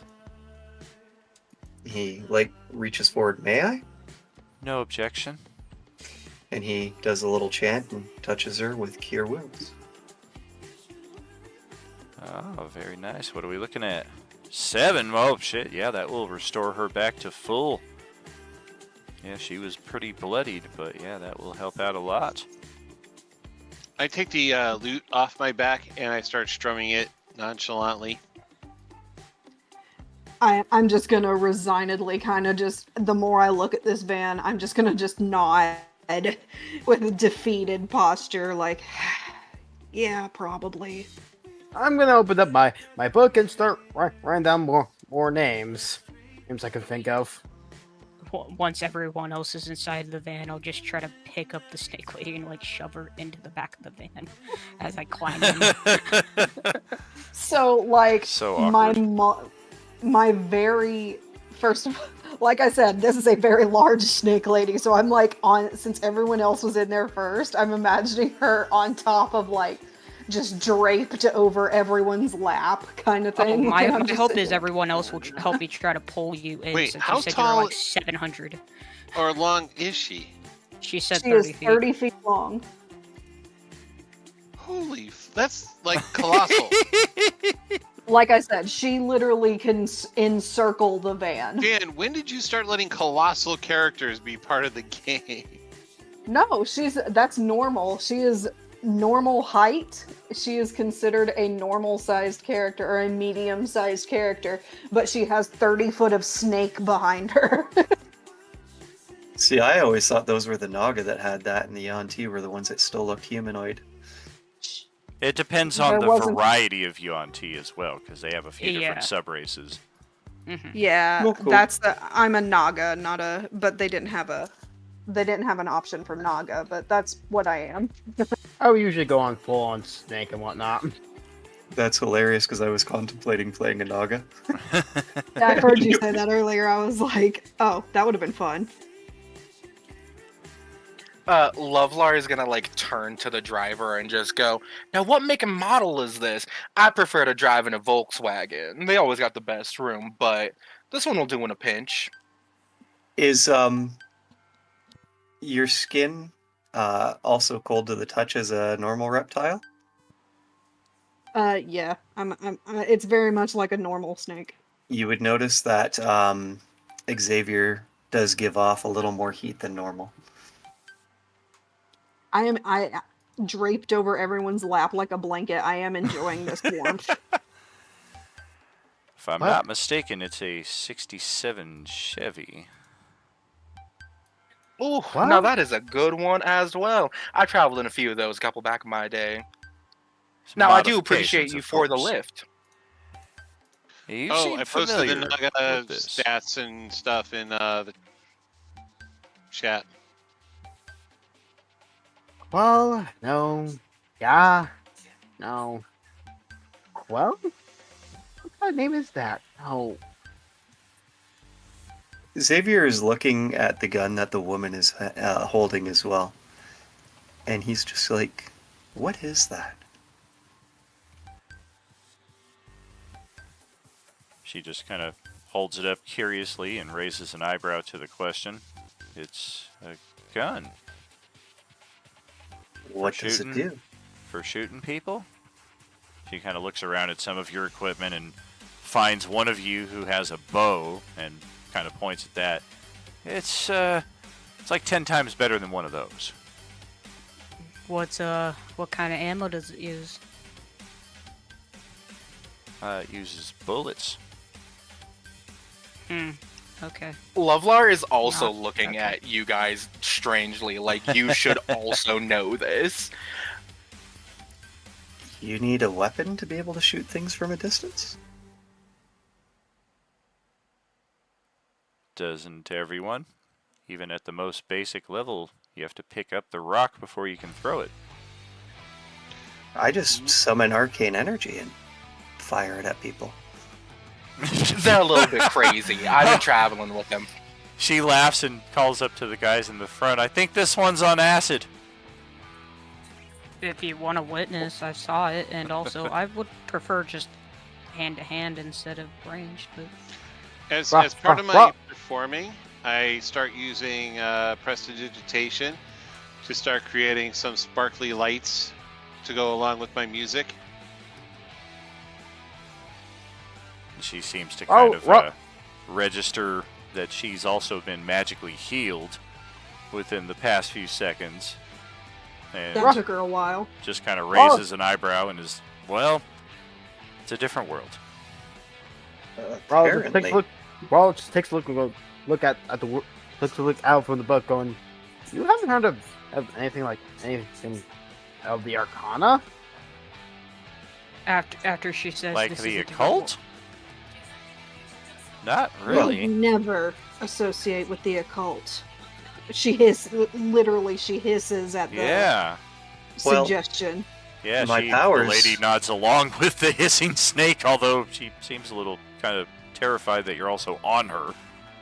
My No. powers are gifted to me by a deal with an angel. That's why I can heal people. Well, now y'all just seem crazy. Whoa! I'll just mumble under my breath. Well, you tend to be a little crazy when you're from a different world. I suppose that would explain. I suppose that would explain why all of you seem quite different and whatnot. So What? now, Miss, I have a real quick question for you. You saying that you came from Roswell, correct?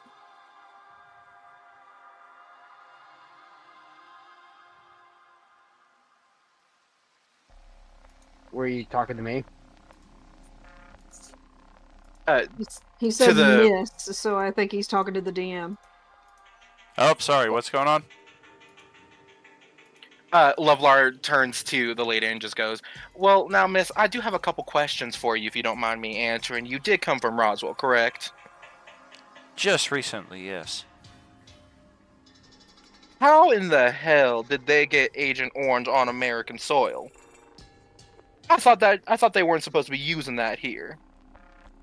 That's been the big mystery for the last couple of years, since the apocalypse. Wait, The wait, best- What is Agent What? Orange? And what is Years. America? I was gonna say also over the table. Didn't I'm America sorry. make Agent I'm Orange? sorry. I'll answer one at a time. I'm still a bit woozy from being in the thick of it with those things. The short of it is the world that we now find ourselves in has been in its death throes for the past couple of years. Some kind of chemical weapon, and this is speculation from our best and brightest. Nobody knows exactly for sure.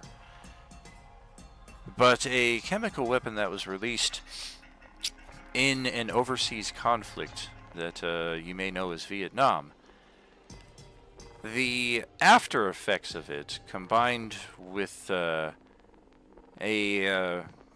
what was it? How was it? He said a unique atmospheric phenomena mutated this weapon into an airborne virus that saturated itself on a planet-wide scale. And ever since then, there have been what we call the living dead. If you've seen the movie The Night of the Living Dead, yes, that is directly where we took it from. The movie only What came is out a What's a few years movie? ago. What is a movie? Yeah, Assume what's that a last movie? part wasn't in character. It's a play. Lovelar is gonna hold his hand up to like quiet everyone as he's like listening in intently, and he's just, I get it. Y'all aren't from around here. Hold your questions till the end. It's a recorded play of sort. Imagine having the screenplay, I suppose, but in a more visual fashion. Oh, I love plays. I haven't seen one since I was small. They can't sneak me in anymore, so You tell me. I might have been going to the wrong place all this time. I'm just to find. Well, that's pretty much the setup, though. The undead, the living dead, whatever it is that each group calls them their own thing. In this region, we call them the living dead, LD for short. They do not perish naturally. They sustain themselves on living flesh, although not in the same way that you and I sustain ourselves. They do not need to eat to survive. They seem to just eat out of necessity, out of curiosity, out of pleasure.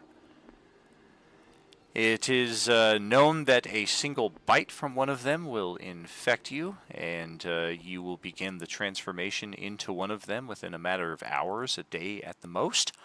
So if any of you have been bitten or are ever around one who is bitten, your departure, or as cruel as it may seem, their swift execution is likely your best chance of survival. And out of game, yeah, this is very bad information she's giving you. It's outdated. As soon as she says that, I turn and I look at the one fella who came into our camp bitten. Yeah, he's kind of like. I take a look at Helseth too. Heslif is just kind of looking at all of you guys like, don't say a word. I feel fine. Don't shoot me. I'm just gonna lean closer to him and just whisper to him and just say, "What would you give for me not to say anything?" How about some gold?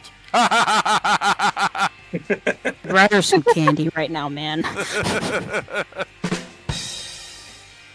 So, you're saying that if somebody has been bitten, that they're going to turn into one of those things? Without fail. Every time. does This that is work the for world things we've that lived are- in for a couple of years now. I just start visibly like scratching my head, like curiously wondering. How long has Heslop been with the party? Go ahead, Parker. She looks she kind of turns from where she's leaning on from where she's on top of everybody, I guess, but she's like, does that count for any other things? If I bite something, will it turn into one into a snake like me?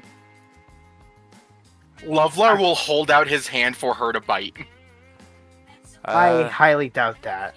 Plus, That's I don't think beyond that's- my experience. I can't say for certain.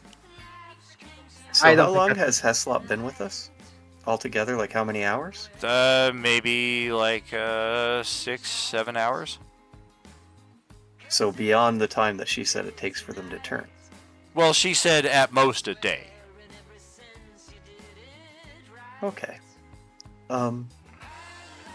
Have these creatures shown any sign of intelligence? Never. They seem to instinctively know where the largest centers of living flesh are, and they gather together like a horde. And it is quite disturbing to see when there are thousands of them all gathered, slowly shambling across the countryside. But it is It is what we have grown accustomed to, today being the exception. The group that we encountered in Roswell were what we would call fresh. They are about as close to their living forms as they can be, as if they were only recently infected, recently turned. They still move as fast as they ever did. They still have some level of agility, balance, as opposed to the ones that have been around for a while. They seem to just kind of aimlessly wander about. Do these things not rot? They decay. We have never seen one in 2 years that has decayed fully down to nothing. Disgusting. Further She along shivered. this road to the north is the settlement of New Ford. It is the only bastion of civilization. It is perhaps not a settlement in the respect that you would come to know it, but I do encourage you to at least have a look at it and see if it is something that you might become a part of. We are always in need of good, capable people, and with this sudden shift in events, having people who may be more familiar with aspects of it that we are not could be beneficial to both sides. Well, I suppose it is necessary to experience new frontiers. If that is where this group wishes to go, I will go with them. I've already tied myself to them and said I would help. There is Hold on a minute. there is value in the good old saying of safety in numbers, but that would No, be no, up no, to no, no. everyone else here. Why would we ever want to go anywhere near any of this mess? It's not that you have much of a choice. This is the mess you live in now. The real question is, where can you put your head down at night so that this mess doesn't kill you while you sleep? Well, I was perfectly happy in the woods until I got dragged along here. Is that not safe? We I should didn't think not. drag you. You offered to come with us. No, remember he put his arm around her and literally dragged her with them? Yep. Also, I might add that I was also in the forest, but it seems only coincident that neither of us have encountered any of these oranges up until now. So The driver looks back and he stares right through the fourth wall. The only reason they weren't killed is because it was session 0, ladies and gentlemen. exactly. And feel free to continue the RP here. I will be stepping away for our halftime break here. Get some coffee or some kind of energy. Grab a smoke if you got it. Stretch your legs out. We will see you shortly, friends. Are you with us? I will be right back then, ladies and gentlemen. Me too. As will I. Yep, I'm gonna go get a drink. I'll be right back. Go walk Right. the dog.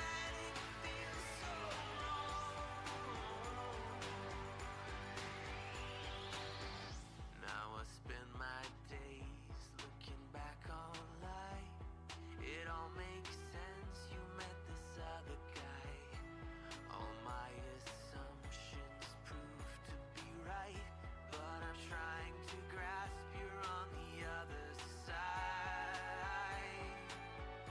Guess something died.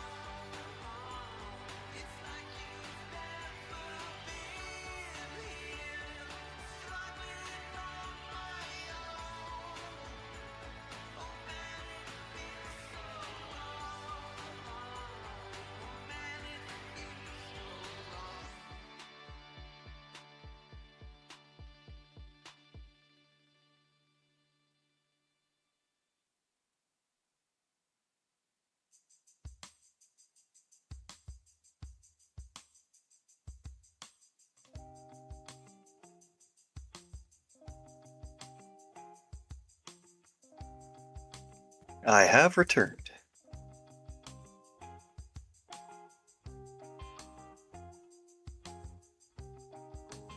Hello.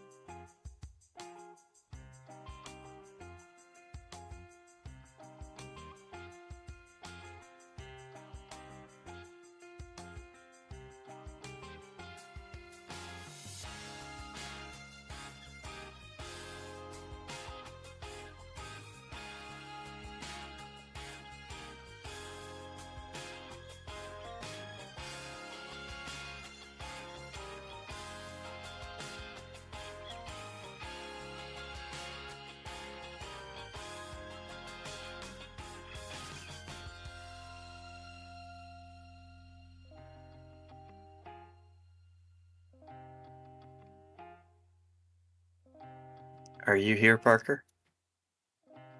I am. That startled me. I apologize about scorching you.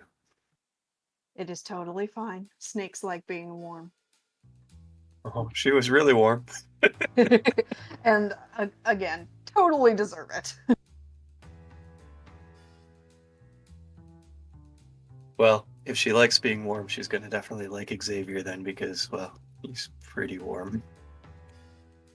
We will be friends.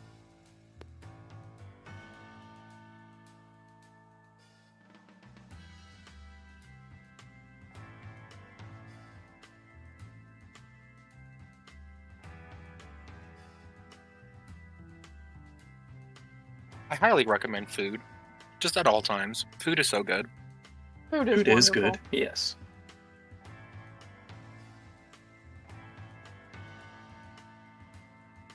There is something that I've been craving and when it comes to food recently, and I haven't had a chance to go get one. Have you ever heard of a panzerotti or a puffio? I have heard of neither. So imagine a pizza folded in half and made into a pizza pocket, except pizza-sized. Calzone, yeah. No, not a calzone. Calzones have the open ends. Puffio and the panzerotti is basically a fold-sealed pocket. You know, I was just thinking, maybe we should have left her back in the woods, because we're going to an entire encampment of humans, and lots of them are uncomfortable with the idea of having a snake living with them. Yeah, that's another reason of why she stays in the woods, because most humans don't like small snakes, and she is a very not small snake. Okay, in human defense, as a registered human, small snakes are scary because they can hide. I would rather run away from a garden snake than an anaconda. Like an anaconda, I can be like, okay, you're there, I can just grab you. You know what? Well, Though, because I am much more scared of teeny tiny wolf spiders than I am of giant tarantulas. Because at least tarantulas, I'm like, okay, I know exactly where you are, and you're not gonna hide in my shoe or something. But the little bitty dime-sized spiders, they can be anywhere.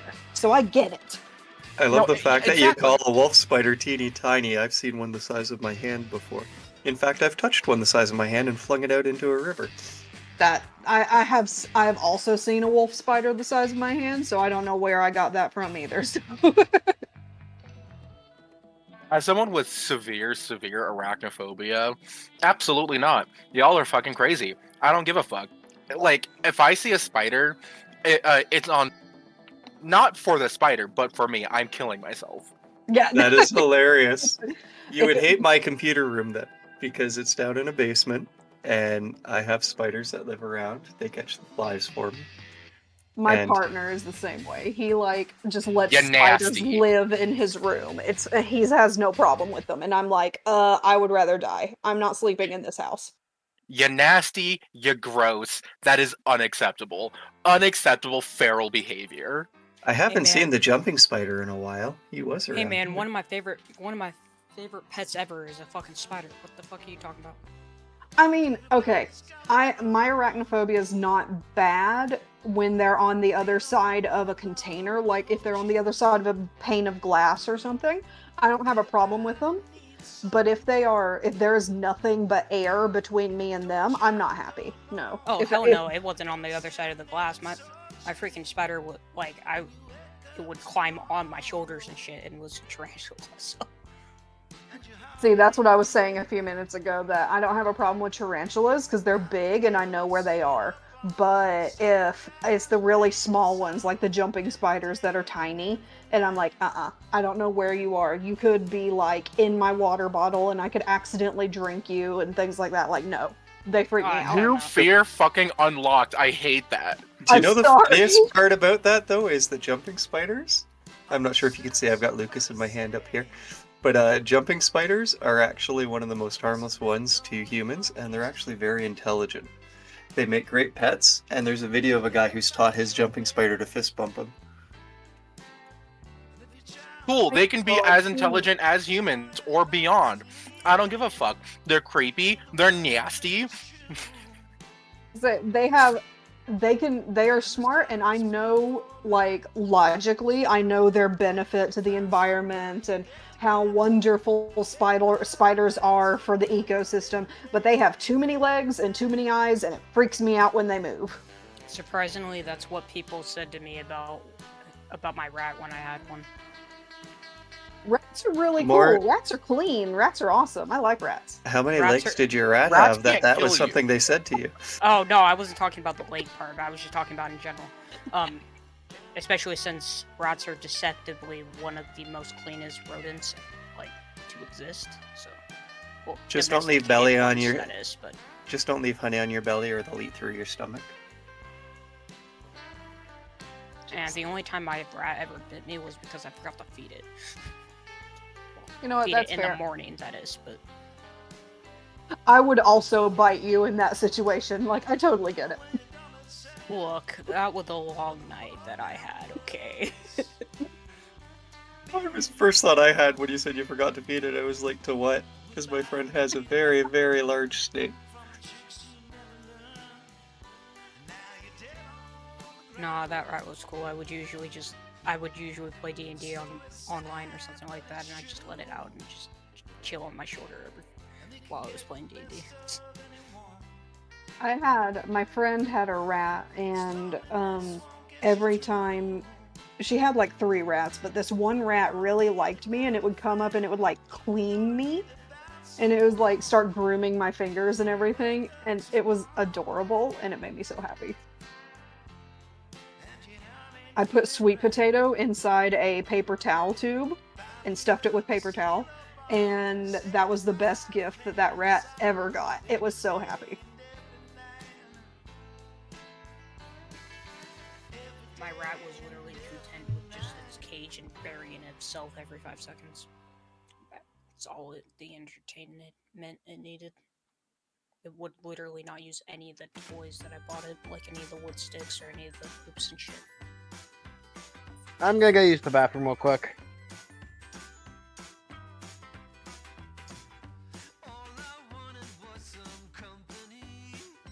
Welcome back, y'all. Bruh, you literally got Thank you, back sir. the minute letter C left. It's Sunday night and he had to go potty.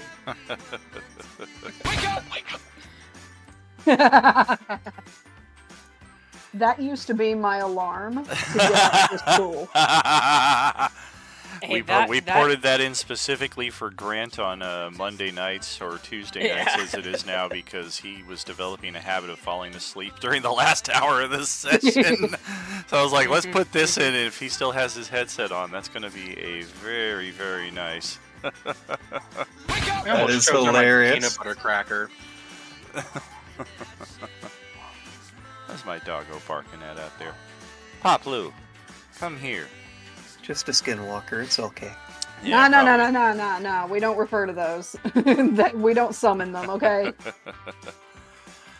So we have parked here in a small grove of trees between the mysterious recently appeared Delon and the upcoming new Ford. We have been encouraged to continue with our new companions here for the rest of the way, but of course, if you wish to get out, the guy who initially greeted you at the passenger side looks I'm around back. and says, "Welcome back. Looks like all's clear in this area, so if you opt not to come with us and you want to get out, this is as good a location as any." I have no problems going wherever these people wish to go. If they want to go to the town with you, I'd be okay with that as well. Yeah, we don't really have a sense of direction as of right now. Are we at least in a Safer to safe... Oh, great. Backing up Sorry. again. It would probably be safer to travel with more members just in case. Of course. Yeah, you're real soft. Thanks. She gonna, Pro is gonna kind of like adjust herself a little bit and say, is this a safe of enough spot for us to like get out and stretch? This is not comfortable. Definitely, I we just- can park here for a bit. I just looked down at you and said, no shit. You're on everybody's side. Maybe I'll get in first next time. How's that? So we're all sitting on her. That would be better, I Crunch. guess. I might need some time to reflect. Actually, Fair enough. Why doesn't everybody take a 5 minutes break? Smoke if you got 'em. All right.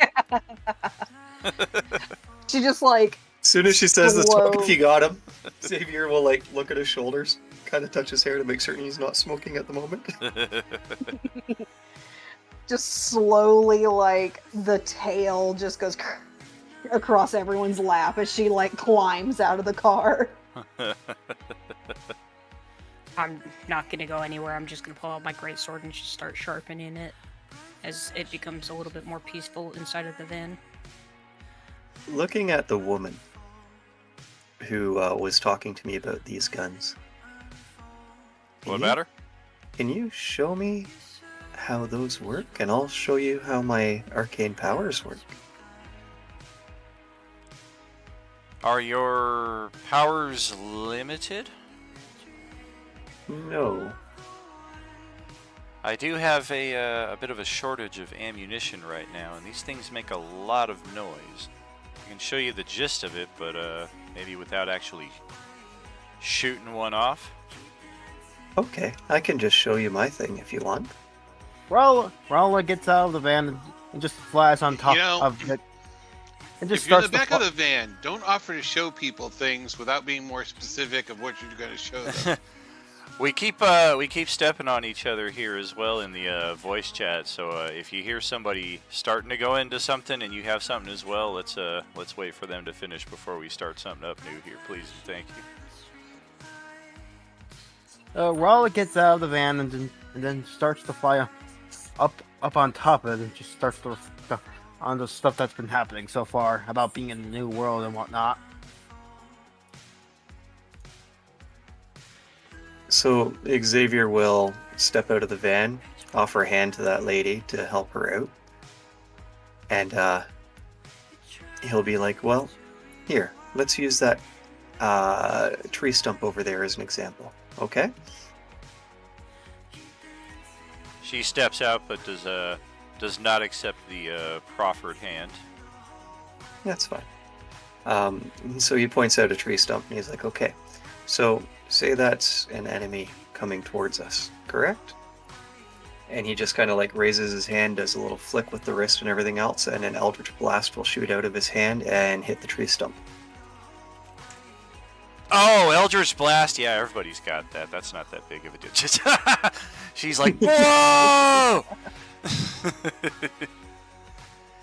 And then she kind of chuckles. Are trees a common enemy where you come from? No, that was just an example. If trees were, I would just burn them to cinders. I see.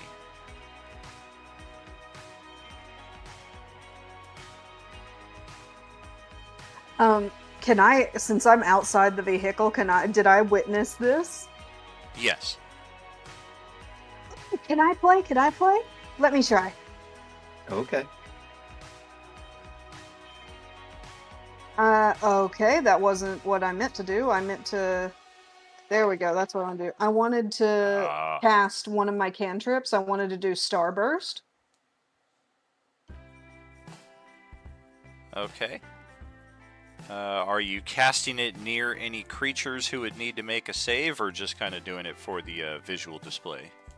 For the visual display, yeah. I'm gonna, like, cinderize the tree trunk a little more, I guess. Gotcha. Which one of your characters had stepped behind that tree to relieve themselves? Because it just got a little interesting over here. It's like everybody's trying to attack you now. Come on, guys. I thought this was a place of privacy.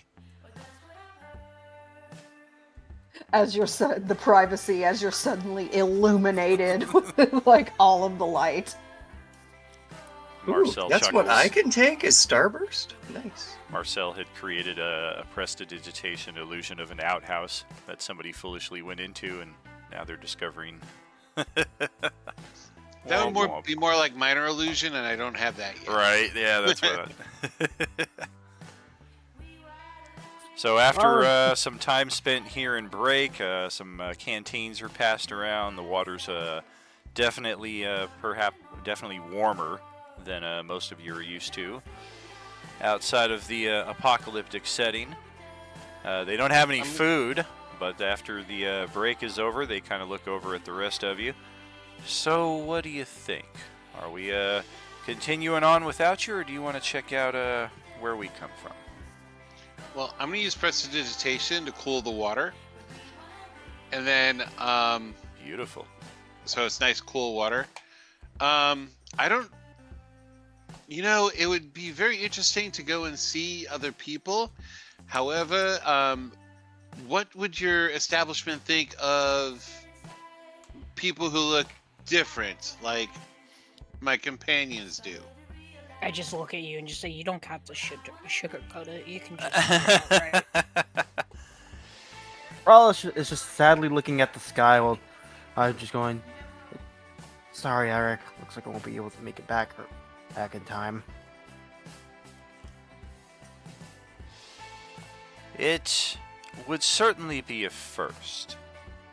Us encountering you out in the wilderness is unprecedented amongst our society. But as the entire landscape and reality around us seems to have changed, I would think at the very least an exchange of information could be beneficial. I'm not suggesting that you necessarily make our place a place to live. I can't even make that offer myself. But coming to check us out, finding perhaps a few things here and there that you might have use of, maybe getting a good night's rest, that is something I can offer. Do you have a sunning rock? I think something could fit that for you.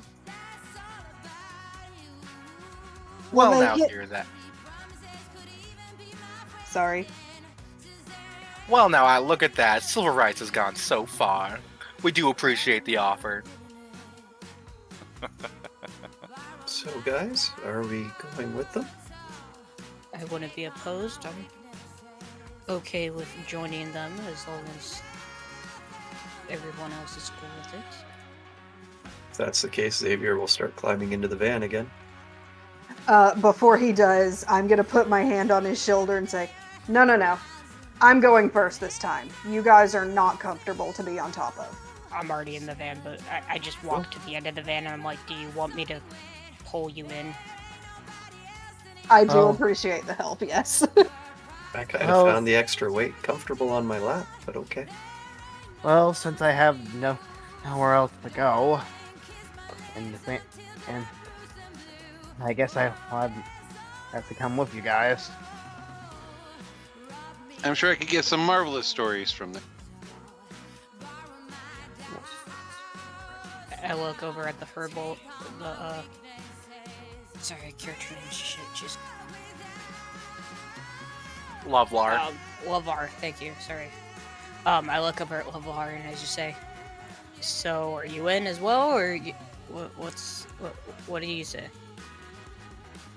I never travel alone, and I'm not gonna start now.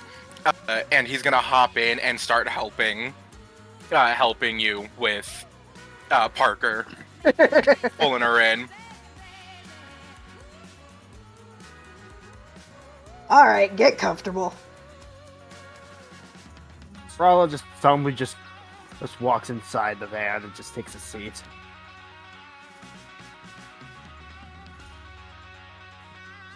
All right. Well, the speed at which we are able to traverse the landscape here is just light speed compared to what you guys are used to, even on the best horse. Going 24 miles in a day as opposed to 35, 45 miles an hour. I mean, yeah. There's Horses, that's what I'm used to. yep. Horses. Yeah, well, that's Yeah, gonna be me the case for too. most Totally of the, used to horses. right.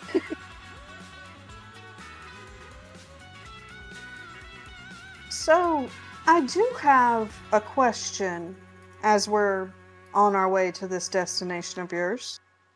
The silent middled passenger in the front seat. Oh, another question. All right. Well, if you're going to be rude about it, we don't have to ask.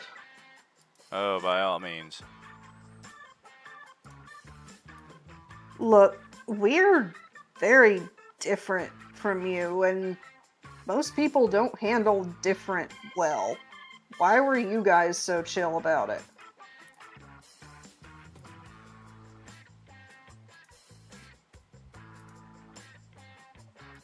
They kind of all look around at each other. I imagine where you come from, the site of abnormal is maybe not so abnormal. And while we're certainly not familiar with folk of your kind, this entire world has been fucked for a good number of years now. So, if we see people of any type, really, who seem like they might be of use to us, who we might be able to help out along the way, that's something we might just chance. I suppose then that you never exactly heard of anything like a sorcerer before. I mean, I think, nailed it best in the back there. The occult, I mean, that's been our experience until we just saw that little light show you guys put on out there in the field a few minutes ago. Sorry, it was just something I had to get out of my mind since I've been hoping on going to a king or someplace and if I got figure out an answer, but now it just seems like I won't be able to answer it anytime soon. I'm being stuck in this new world. Yeah, that's kind of been part of the normal fucktitude of this situation for a good number of years. People not knowing what happened to their family, what happened to their friends, what happened to their entire situation. I'd say for the first year, nobody even really made heads or tails of why any of this happened. It was just civilization collapsed one day and we're all stuck in the middle of it trying to find a way to survive. Yeah. He just wipes a tear off from her face.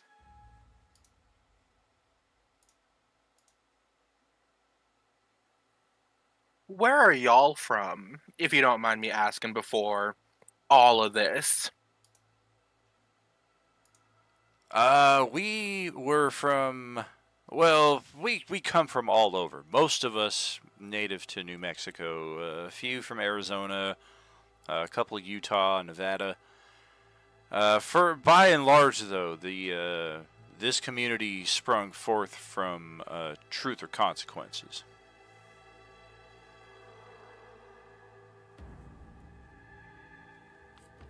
Ah, so the desert. Gotcha. Just trying to figure out what kind of people you are.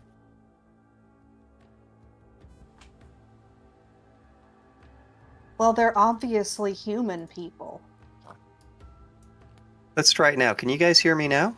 Yeah. Yeah. Oh, yeah, we can I can hear you. Have you been hearing me when I've been talking for like the past 5 minutes? I don't think so. You No. got out a few minutes No. ago, it seemed like. Okay. So, as they were traveling and everything else, Xavier asks, like, I don't know any of these countries or towns that you're mentioning. Where are they in relation to Azrim? I'm guessing probably the same place that Bizarro World is compared to the place that you just named. It would seem that people and places are not where they're supposed to be. This whole landscape was mostly still somewhat green, but more desert than anything up till a couple days ago. But remarkably, our encampment is all still the same. Have you seen any dragons around? No.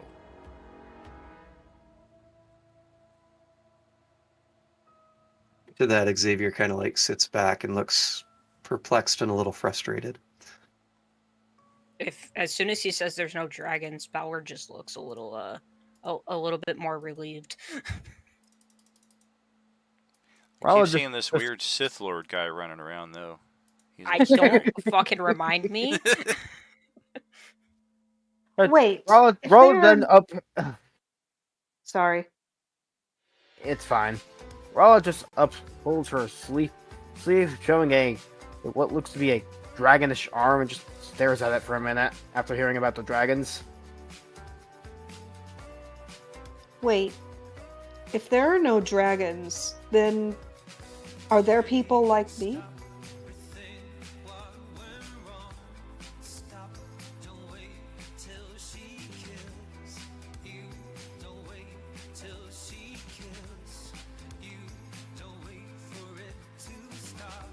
all four of them in the van just kind of shrug, and the lady says, "Look, I'm sure you guys have as many questions as we do.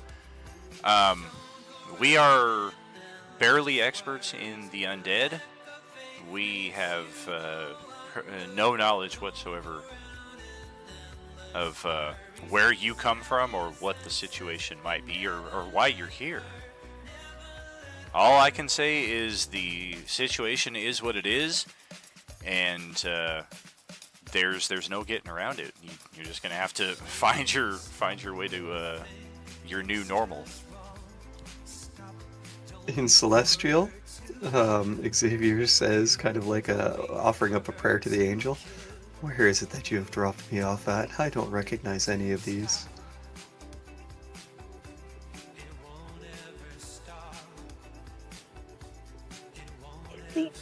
I have another question. I want to pause here for a second as well. It should also be worth mentioning that I don't understand a word any of you are saying, except for the Furbolg. And likewise, you guys don't understand anything that they're saying in response, except as translated through the Furbolg, because he's the only one that speaks Common and English. That's what I figured. Wait, common Hey, is fun. not to sound racist, but common is not English? It is not. It is not. That's why I haven't been It's- talking to the people. It's its own separate language. Correct. So D&D worlds, you have Common. Star Wars Galaxy, you have Basic. And then, of course, Earth. In America, we have English.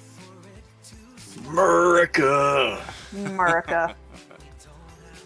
Great. That's really the only reason why I haven't been fully interacting with the NPCs. I still have another question. Okay. Why haven't you guys tried purifying the undead if they're such a problem? Don't you have priests? We barely have food and water. People who fit specific skills that would be optimal to a situation, that's a fucking pipe dream. I guess that's fair.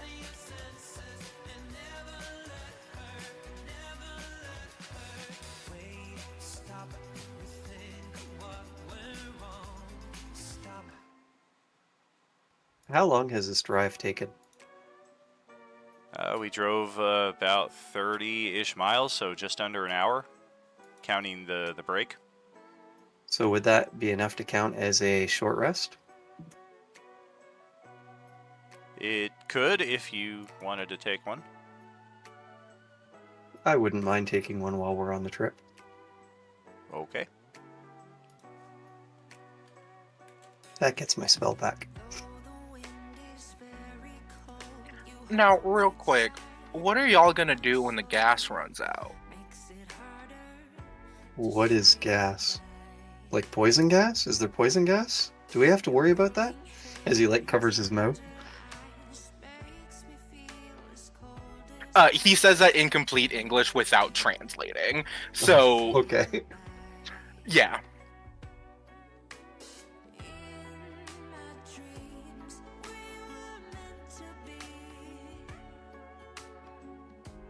Well, that's funny that you should mention that. Normal fuel ran out a long time ago. We have ways of adapting, but even that has become a trickier thing of late. Over the Okay, well, table, y'all are they don't using- have... Sorry. Go ahead. I was just gonna say, over the table, they don't have, like, they're not mulching up the rest of the zombies in the gas tank, are they? Is that what's going on?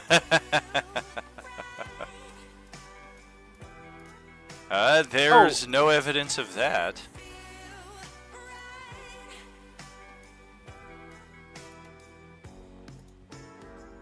Perfect, y'all are using biodiesel.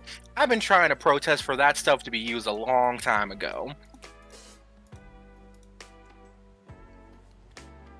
Yeah, that's more of our techie department than what I'm familiar with. All I know is that the situation might be changing once again here as you guys roll into this little exterior neighborhood here on the outskirts of New Ford.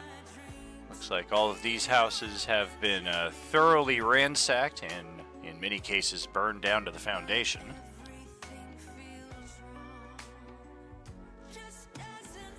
And this is one of the maps that I had brought up a number of days ago that I designed for a campaign we ran back in 2019, and just due to circumstances outside of my control, we ended up never getting here. So very cool that we can finally check out the community of New Ford. Just gonna reveal all of it in a wide swath here. Many of these locations have no indication on the outside just what their purpose is. Some of them you can kind of make out as we travel along the southern road here. Oh, what's going on here in Twitchland? Oh, we got a new follower. Thank you very kindly. Gaming Cyber Dragon, are you with us? Thank you, thank you. As you are heading down this road here on the west side of New Ford, we pass a gas station that is completely empty. Some parks on the side there. Our ultimate destination down here to the southeast, the fortified compound inside of the fortified township. And in addition to the van that you guys have just driven in with, there are a number of other vehicles parked out here. and it would look like this 2-story office building is the destination. There's also a small apartment complex inside of these walls where it looks like perhaps the most important of the important people here live. So, sorry, that was this building?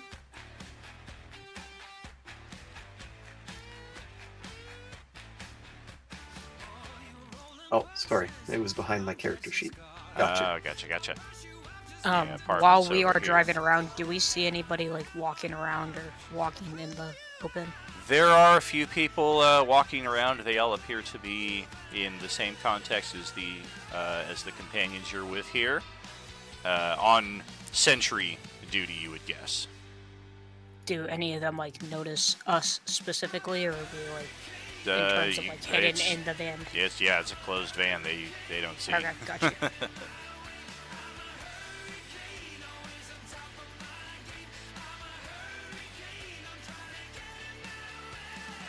I am not gonna get out of the van, by the way. I'm just gonna stay in the van and like peek out through the doors, because until I like get more comfortable with how many people there are. I'm gonna wait for everybody to get out of the van, then I'm just gonna look at you and just wait until you're ready and then pull you out. We have Xavier already will met step out. one of the residents here of this civilization, one known as Jung. There are 2 others who you will be introduced to here in short order. But, yep, Jung will step out first and make her way into the fortifications. And, along with her other companions, they seem to just kind of be waiting for you to follow along. Yep, I follow along. Because Love is I follow. the translator, Love is gonna follow first. I follow Awesome. along as well. I'm just gonna slowly get out, and then I'm just gonna watch the snake and just say, "You coming?" No, I'm good. You can report back to me later. I'm gonna wait until I make sure that they don't have any pitchforks or torches. Is there like another human nearby? Like a guard or something like that? Yeah.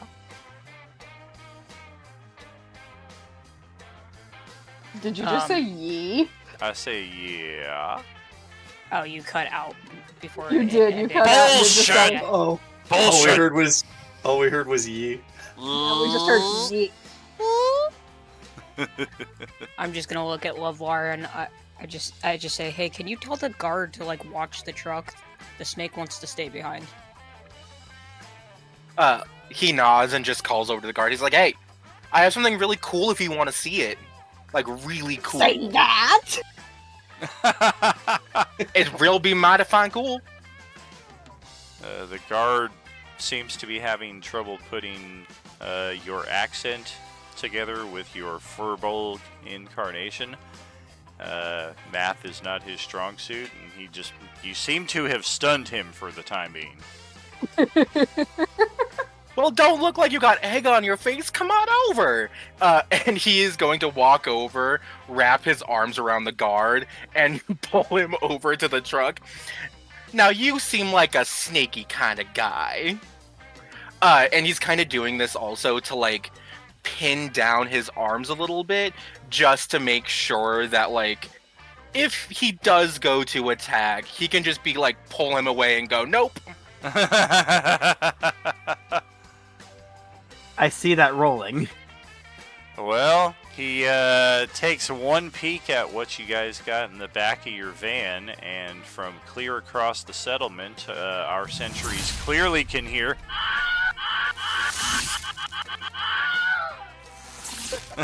This guy, you just scared the bejesus out of him. Oh my god!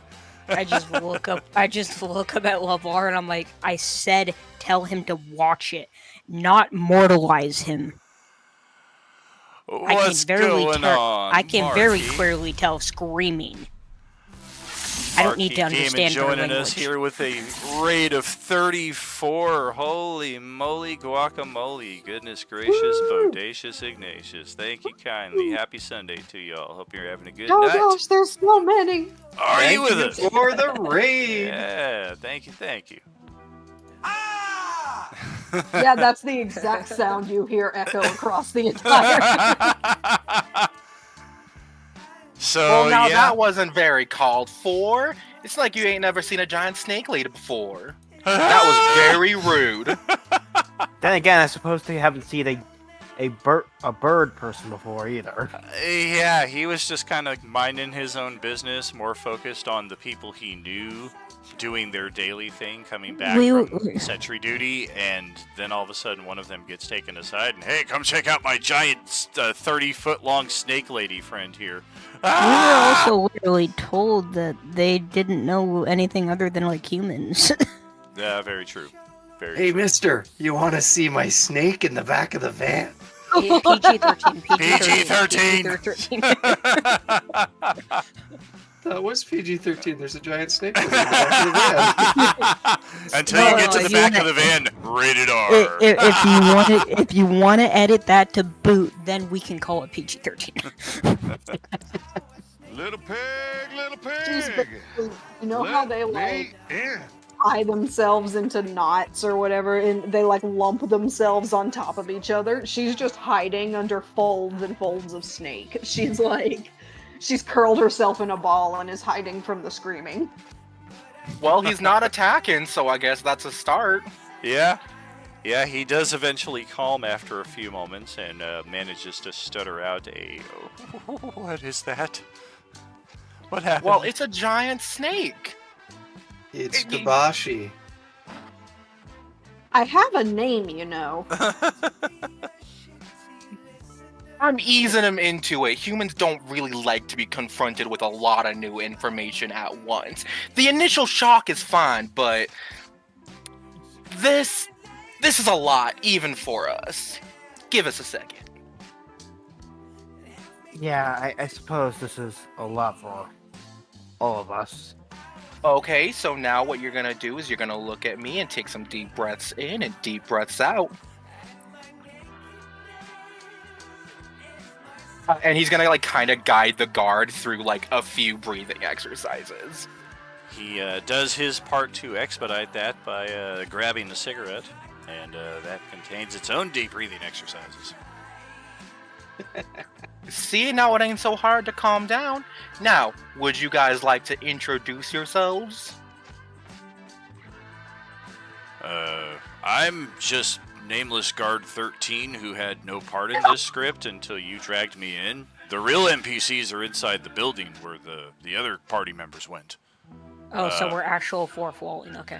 Yeah, I can be Jeff. Jeff the security guard. Every GM's nightmare coming up with NPC names on the fly. Well, Agent Orange, it's a little easier because I just have to think of 1970s personages and we're good to go. Just imagine the Smash Bros. Flair for Jeff right here. Jeff enters the fray. Jeff becomes the NPC pet. Now, why don't you go and tell everyone else that someone special is coming through and not to get so freaked out, okay? Yeah, okay. Young, Perfect. who was leading the rest of the PCs into the building, just kind of turns and shakes her head. That's his entire lore. Nice.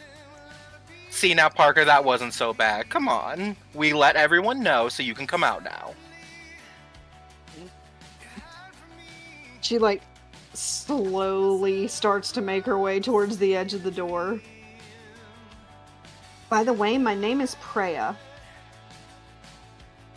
Freya, got it. Thank you. It's fine. People don't usually remember it anyway. They usually just scream. Wonderfully pessimistic. Now come on. And he's gonna like interlock his arm with hers and kind of like lead her out, trying to like bring her along with the PCs. If it's Oh, any shit. If it's any consolation, Freya, I didn't scream, but I thought you were attacking me. I do appreciate you. But yeah, she allows herself to be dragged along. Just a quick question: Are any of the other people that we haven't met yet, any of the other humans, having a huge reaction to any of them other than the snake that was just now? There are plenty of eyes and glances in your direction, but as you're accompanied seemingly by trusted people in the community, there's no like blatant outward reaction. Okay, and also just for a little tidbit for my character, he would appear completely just like a normal like high elf to anyone, except for the fact that he has like fins between on his shoulder blades, and that's about it. That's the only like distinction. That he's not an elf. Someone said something about a dragon arm as well. I had a dragon arm and I was staring at it. That's what. I had a dragon arm and I was staring at it. That's why. Okay, just checking. Yeah, Marcel is keeping to himself a little bit, watching everything, taking some notes, trying to put some stuff into his story. Every hour he discreetly casts Comprehend Languages as a ritual so that he doesn't lose the spell slot. All right. But he doesn't let anybody know that he can understand what everybody's saying. Sure. And of course, discreet being a relative term, considering all three components are in play there, so anybody in the party who has arcane understanding has a reasonable shot at knowing you're doing something. But That's Jung okay. will escort you to the second floor of this building, where a rather stern, grim-looking human is seated behind a desk with a giant stogie in his mouth. That's right, you smoke my stogie, son of a bitch. And he gives all of you a very curious look before he nods at Jung and the three men who were in the front seat of the van. What do we have here? And Jung gives him the general rundown of how he found you in the field, how we had just finished clearing Roswell only to find out the new situation. And given the changing landscape, topography, new peoples also appear to be present in this setting. And here are some of them that we present to you. You may have questions, they may have questions. And this one here, strangely enough, she gestures to the Furbolg, speaks our language and their language, so he is able to translate. And the human seated behind the desk introduces himself as Marco. I am Hello. in charge of this community, New Ford. This is the only stable civilization you will find in this region. It has not done so without a great deal of blood, sweat, tears, and sacrifice. This is in fact part of our town motto. We're still working on it, but a general appreciation and understanding of the lives that were lost, the lives that were still placed to make this community what it is mandatory. We will brook no disrespect, questioning, or violation of our way of life here. You understand, to do so, it puts all of us at risk. Jung is trustworthy. If she vouches for your presence here, you have a place to stay here for the time being. First, I would like to know just a bit about each of you. And of course, we can take this in any order, bridged as necessary, considering we just did character introductions a couple hours ago. But if there's anything different or deceitful or interesting, unique in your interactions here, that is definitely noteworthy and something that we should address. Well, one thing for Xavier would be that he would mention that he had lost his entire family and town to a dragon attack as it raised it to smoldering ash. He was saved by an angel, and he has been tasked to help others.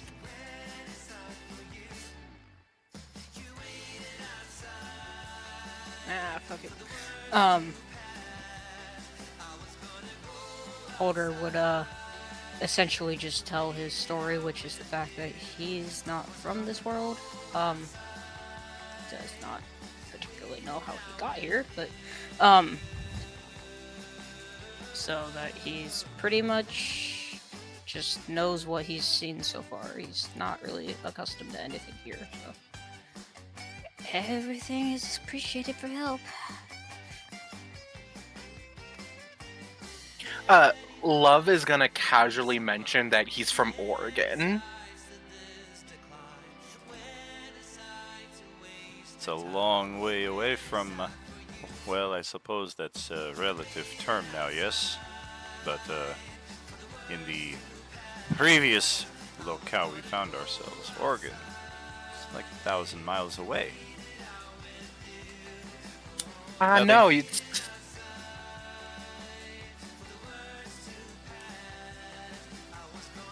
Oh, please continue. I know, it is so hard sometimes. And especially here in the desert. I ain't never been to Arizona except a couple of times.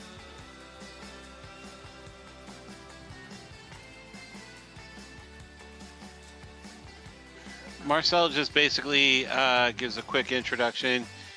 He didn't tell everybody the whole backstory of him being an urchin and everything like that. It was more like, hey guys, I'm a wandering minstrel and storyteller from the Bard's College, and I'm here to jot down stories.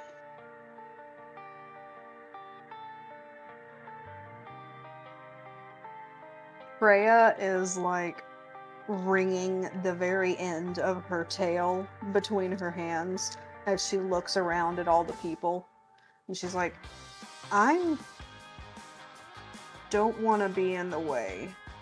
I would rather just sit in a supply closet or something if you have one. I do have a balcony with a nice umbrella if you would like to get out of the sun. Otherwise, you may feel free to use it while we discuss here. You should be able to hear and interact with us just fine. He has one of his guys open the sliding glass door, pull back the curtains, and yeah, it's pretty nice, spacious balcony there. So she gets out onto the balcony and kind of stretches herself out a little bit, and then turns back and looks at him. You said we weren't allowed. You said we weren't allowed to ask any questions? I apologize. My presentation sometimes easy to misunderstand. I will say, when I say no questions, we do not tolerate questioning of our methodology here. This is in a general sense of if you are to spend any significant time here. The rules, the laws that we have put into place here are in place for a reason. And the questions for their existence have already been asked. The answers already been found. Your continued presence, if even that, here in this community entails a general understanding of that. We do not entertain your presence here to explain why we do the things we do, why our laws are what they are. Does this come across clearer. It does make sense, but Good. do your laws account for people like us?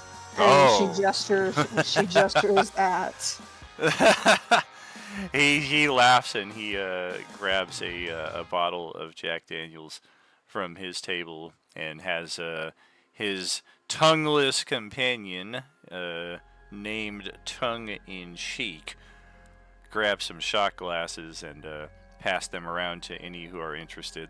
I cannot make assurances that our way of life has accounted for anyone who is not human.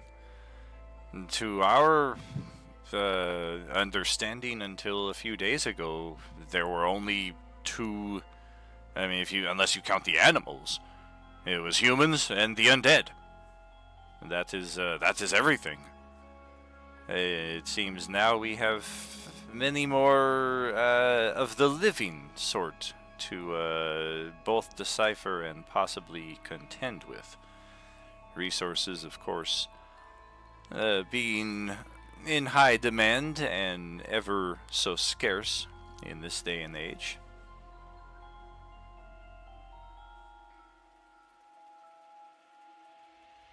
Well, I know, based on the talk in the horseless carriage, that we have skills that might be useful.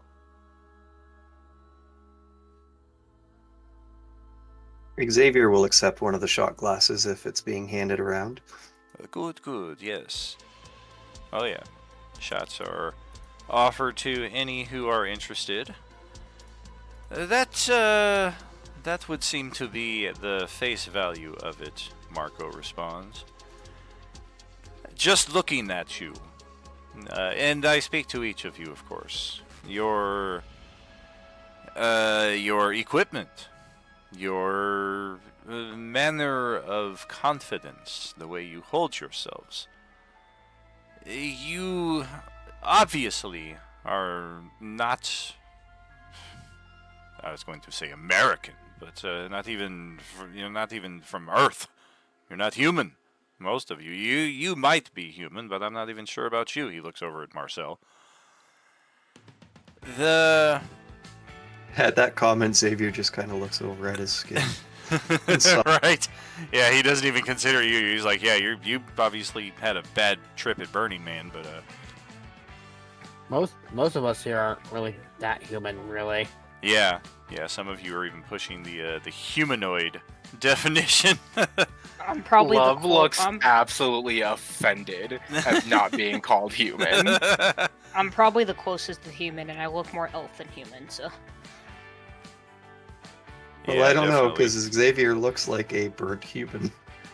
I mean, one of yeah, you, yeah. this one right here, might be Vulcan. He looks over at the elf.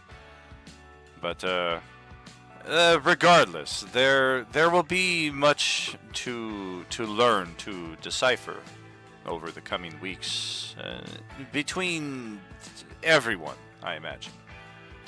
So it is a certainty that the laws we have in place will need some manner of amendment when it comes to these things, but by and large, the extension of Vulcan, Burned One, Giant, and so Snake, and so on and so forth, at least from my point of view, it still falls in the same two. You are either living or you are of the living dead. And as the living dead do not compose themselves, they do not speak, they do not interact, as we are obviously doing here, you would fall into the category of living. And in that respect, our laws are quite simple. If you are a hostile, we will make short work of your existence. If you are ally, neutral, willing to see reason, willing to work for common benefit, then arrangements can be made.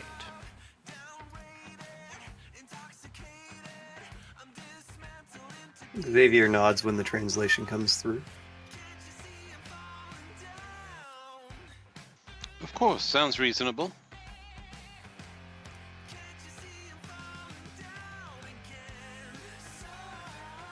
That would make sense. And Okay, what other questions can I answer for you?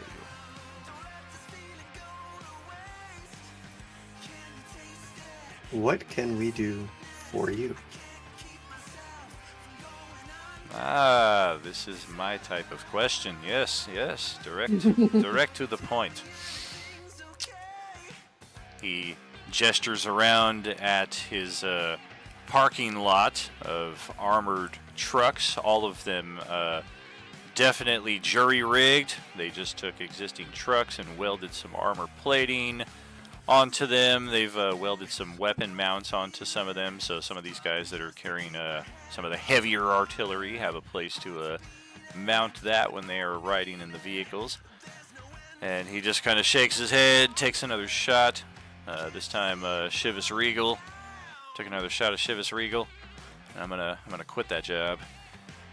And he turns. This change of events, as far as the world we live in, having altered, creates an additional problem on top of what was already a surmounting issue. Our fuel supply is just about tapped. We have rationed, we have used the best and brightest to craft ways around the standard reliance on petrol. But we are unfortunately at the end of our rope. The existing supply that we had rationed is gone. Those who were able to circumvent the usual methods have either died, been killed, left the community, or simply no longer have access to the materials that they need to continue this research. And thus we find ourselves at a very unfortunate situation. If you got to look at the community as you drove through, yes, many of the homes are not in the best of condition, but they are 4 walls and sometimes 3 walls, and a roof, or part of a roof. It's better than outside in the unprotection. And we have a rather thriving community here. Numerous people of numerous walks of life. Some of them grow their own food. Some of them are capable of producing medicine. We have a nurse who is quite capable at treating grievous injury. She has saved more than one life since she took over at the hospital, and he kind of looks out across the street to that white building just to the north of the compound, which unmistakably is the hospital. And not only are we of benefit and self-sustaining, we pride ourselves on being long-ranged to the other communities, the others struggling. Of course, we don't know what, is Carlsbad even still there? I don't know. There were survivors at Carlsbad before, but if the town is even still there, I couldn't say one way or the other. So we will have some some pages to turn in that respect. But without fuel, without range, this ability that we currently have to send our nurse to an injured man 20 miles away within an hour, we will no longer have this. Our ability to bring in a valuable shipment of supplies that have been found, likewise 25, 30 miles away. This will now take days to complete, and as opposed to within the afternoon. So these are but a couple examples of the domino effect that this has on our way of life, and the way of life of many people who've come to rely on what we do here at New Ford. So, when it comes to what you can do for me, there is one location that I would ask you to check out. We will risk resources and people to see this done. It is that important. You are familiar with Jung? My good friend Tongue in Cheek here is our strongest and most capable tactician. He will also accompany you. We will set one vehicle up for you. You can always type things out there in the chat if you want to kind of get some RP in on the side. It doesn't always have to be linear, especially now that we've kind of moved past that scene there, letter C.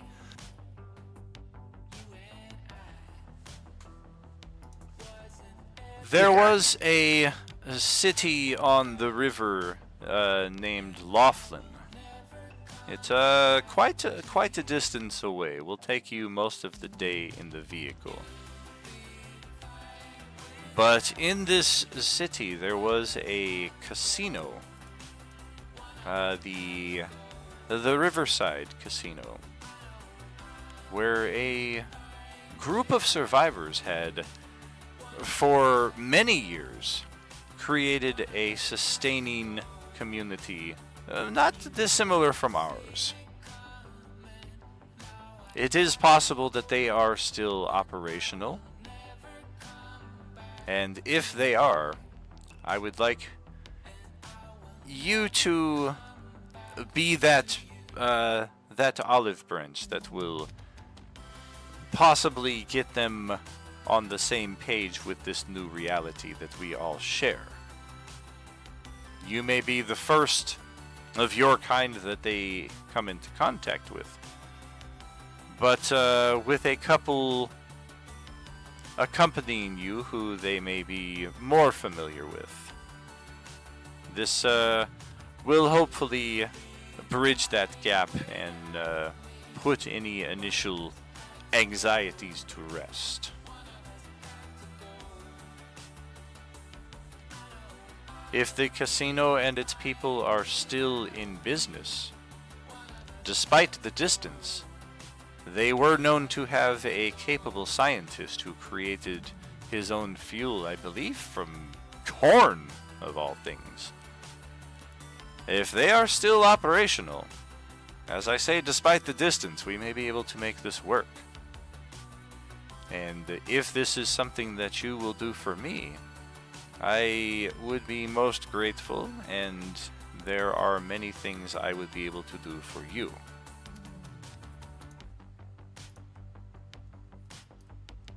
Well, as I've said, I'm more than happy to help. I can't speak for the rest of the group, but I know that I'd be willing to try. I would be able to try, but I do have one question. Go on. As I point to one of the guns that one of the other people are carrying, I'm like, do you have any more of those? I presume.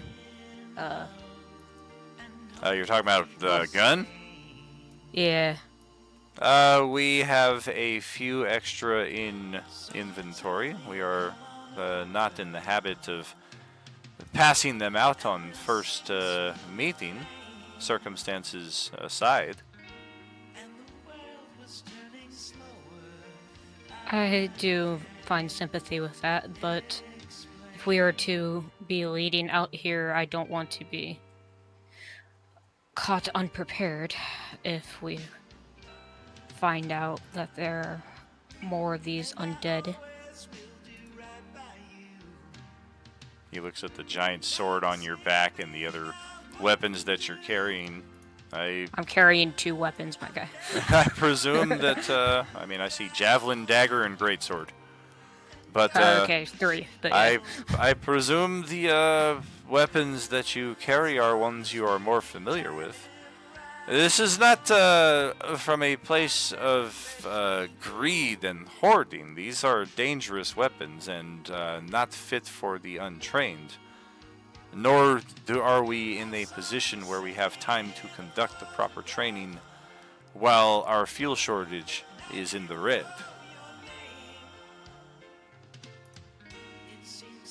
I will concede on that. I would most agree that we would probably need more training, which we do not have time for. But I was more referring to, as I gesture to the rest of the party, giving those to those who prefer ranged. I prefer to get up close. Xavier at this point holds up his hand and kind of gives like a shoulder tap to Yoon and does this whole little hand wiggle type thing.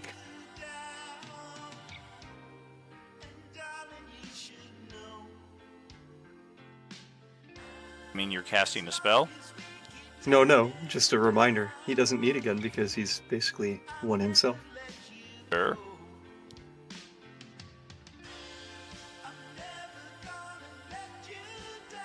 Then he'll also point at her freshly closed wounds.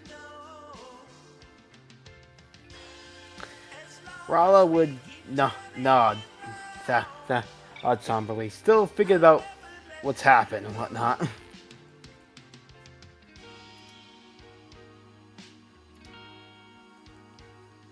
Yeah, I would not feel comfortable having a weapon that I am not well trained in.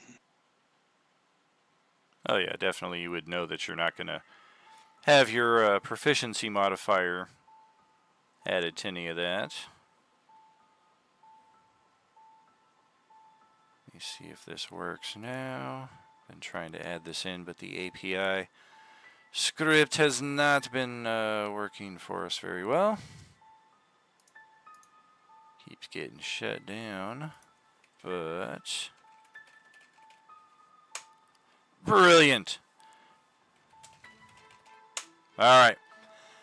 So this is another way that we can circumvent the occasional 2 or 3 of us are talking at once, and one of us just inevitably concedes the point because 3 questions are asked at once, and the scene just kind of proceeds of its own accord. Text play on the side will pop a lot more by using either of these 2 formats here. The former, or the first one, obviously a bit more of a pop there. If you use that exclamation CEM and then space, whatever you're going to type after that, the color that you have chosen next to your name at the bottom of the screen will be the background of your text drop there, so it makes it pop a lot more from just the standard text that you're showing there. And then if you want something a little simpler, you can use just the /E for emote, space, and then type in whatever you're going to type. The only downside with that is it all has that same orange text right there, and if a lot of people are doing it at once, it can all just kind of bleed together and doesn't separate as well as the different colored backdrops. And you can also see whatever picture you've chosen for your Roll20 avatar will also populate inside that little text play box. So, yep, just one workaround that we have found works for us here, especially in these heavy RP sessions, if we want to make sure everything is presented as it should be. That is one helpful way to do so. But yeah, this was expected to be an RP session, but considerably more so than anticipated. I guess it's fortuitous that the maps I spent earlier today crafting will be ready for us next time around. We will definitely not be needing them tonight. But yeah, for next time around, we have a bit of prep set. Congratulations here for our first session for Sunday Night Table. Great job all, great RP, mostly among yourselves, but some RP with some NPCs as well that I thought was really cool. And this will be a wrap for our first session. We will be back for this table in 2 weeks. We run everything bi-weekly here at Roleplaying Unlimited, as I run 7 different tables. I wouldn't be able to do that on a weekly basis, otherwise I'd be running every night, pretty much. But our next table is Wednesday night, and they are the final table of the Coalescence Chapter 4 here that will have their first session. So we'll see just how that goes. We're going to take it back over to the feudal Japan invades Waterdeep Faerun setting that we have already played 2 of 3 sessions on. Get it over to our ending scene here. Thank you so much to our 6 players here. Don, extra special shout out for stepping in as an extra to give us a 6-party group here. But yeah, for Sunday Night Table, we got our core of 5. We're going to have room for 2 more if we have interest in people filling those seats. And otherwise, yeah, fantastic work here tonight. We will catch you next time around for the Coalescence on Wednesday night, 6 p.m. But yeah, as J-Man is saying there, he does have his game on Tuesday night as well. So that is our next official Roleplaying Unlimited stream. Until then, friends, we will see you around. You know always there is no RU without you. Good night. Thank you. Good Have a good night. Good night.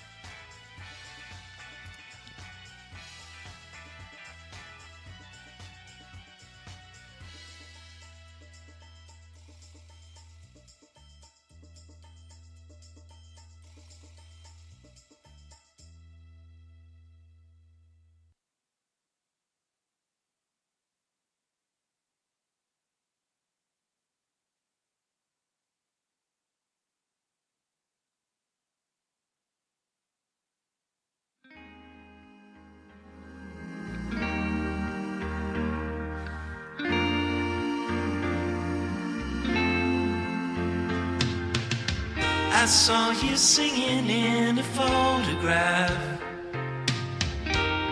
but I never learned your name. Then it wasn't long I fell in love and hoped you'd feel the same. So you told me, come on over, sing a sweet refrain, and the world was turning slower. I can't explain.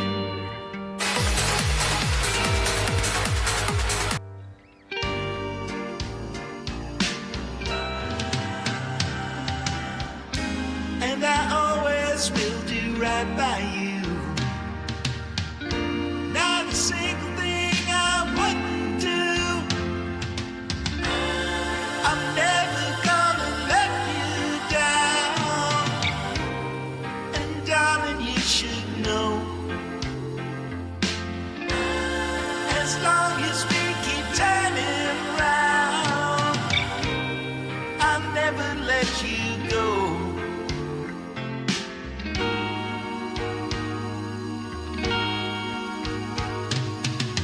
I saw you singing in a photograph, and I didn't know your name.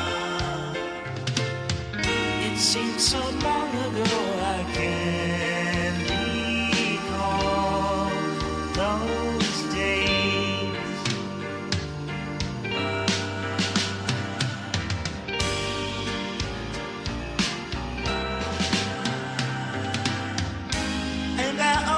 promise we'll do right by you.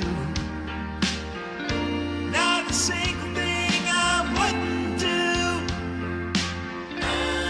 I'm never gonna let you down. And darling, you should know. As long as we keep turning round, I'll never let you go. I'm never gonna let you down. And darling, you should know. As long as we keep turning round, I'll never let you go.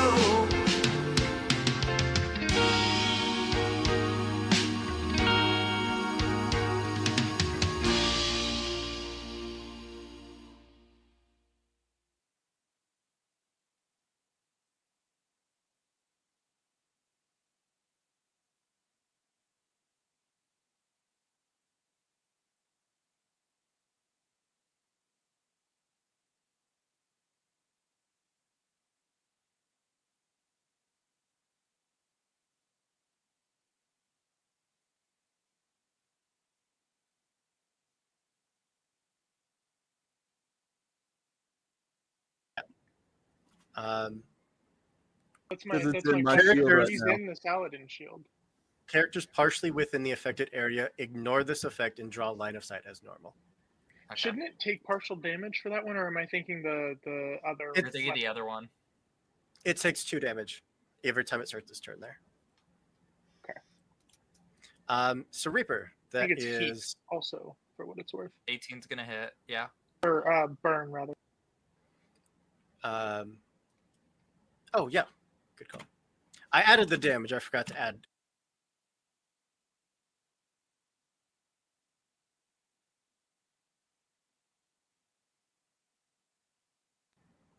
Okay.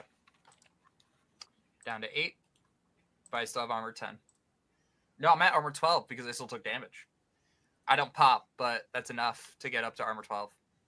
Its turn is done. It's back over to you. Also, we got raided, Hoop. So it's only Holly and I, right? Role playing unlimited. Oh my god! Thank you so much for the raid. We love you so much. Thank you for your community with us. We're playing some Lancer.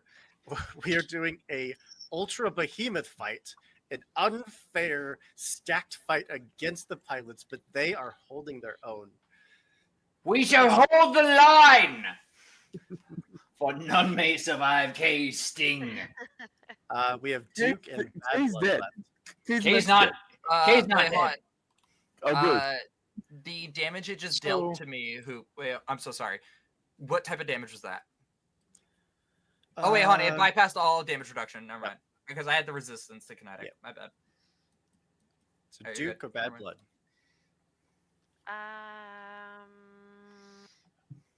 Can you get close enough to hit it, Holly? Yeah. So okay. So I have. There we go. I have limit break and my superheated reactor feed, which is radiance. Mhm. And So so you're- that should add like so much range, like 15 Plus- to everything. Plus 10 range to all of your ranged attacks, or plus 3 threat to all your melee weapons. But limit break stacks with it. Yes. So Okay. while you're exposed, limit break stacks with these bonuses for a total Right. of plus 10 range and plus 3 threat. Right. Okay. Nice. So yes, I can. D6, please, for your intangibility. Okay. You're still intangible. That's great. Okay. Well, it has helped you to evade any damage at all. So, you know. All right. So I can't take anything like activating like do I do protocols first before Yes, getting out of? protocols are always first. Okay. Okay. We're gonna use that. And we'll use that. Okay.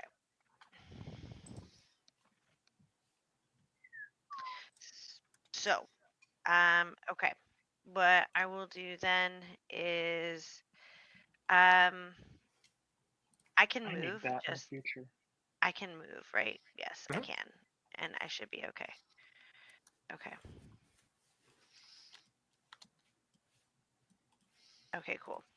All right. Then I'm going to.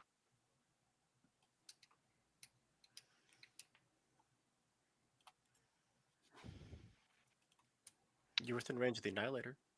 I know. That's what I'm gonna do. Okay. Cool. So you quick action to exit intangibility. Which I forgot to read. Nope. Why is it not?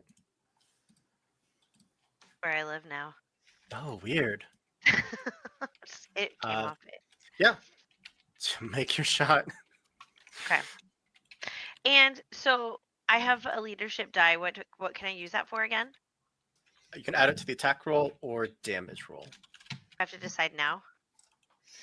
Well, yeah, when you use it, Before you you roll. lose it. Yeah. I would. Oh, okay. Okay. No, okay, I'm not gonna use it. Fire away. Oh, of course. Cool. Love that for me. That's a 4 and miss. I Hero point. know. Hero point.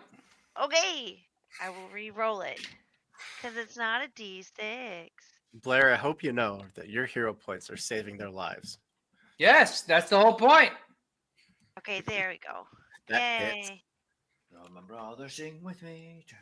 for Okay. 5 points of damage, reduced down to 3. And I believe you have 8 heat right now. Diggy diggy hole. Mm-hmm. I do.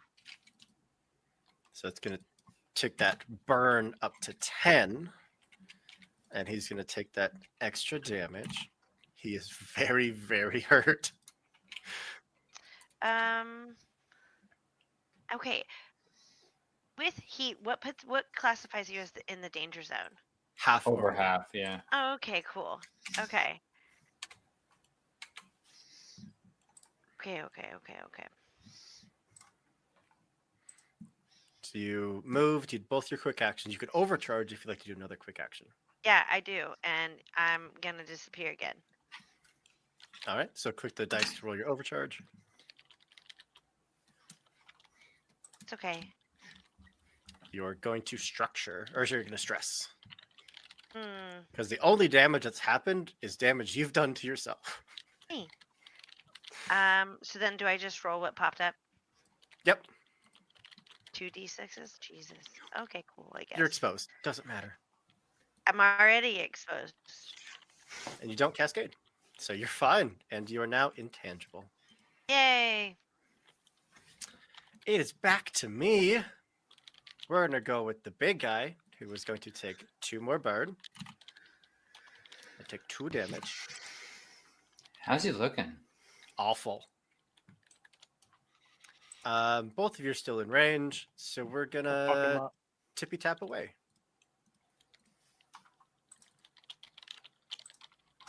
Titanic stomping. Oh, I forgot that he can grapple for free. That probably would have helped at some point. Oh, but I'm fine. There's a lot of rules that I'm sure will be forgotten, but that's like half the game of Lancer. So many. Yeah, we're just gonna tippy tap. We're gonna miss Hellhound, but we're gonna hit Reaper. Reaper can take 12 explosive damage.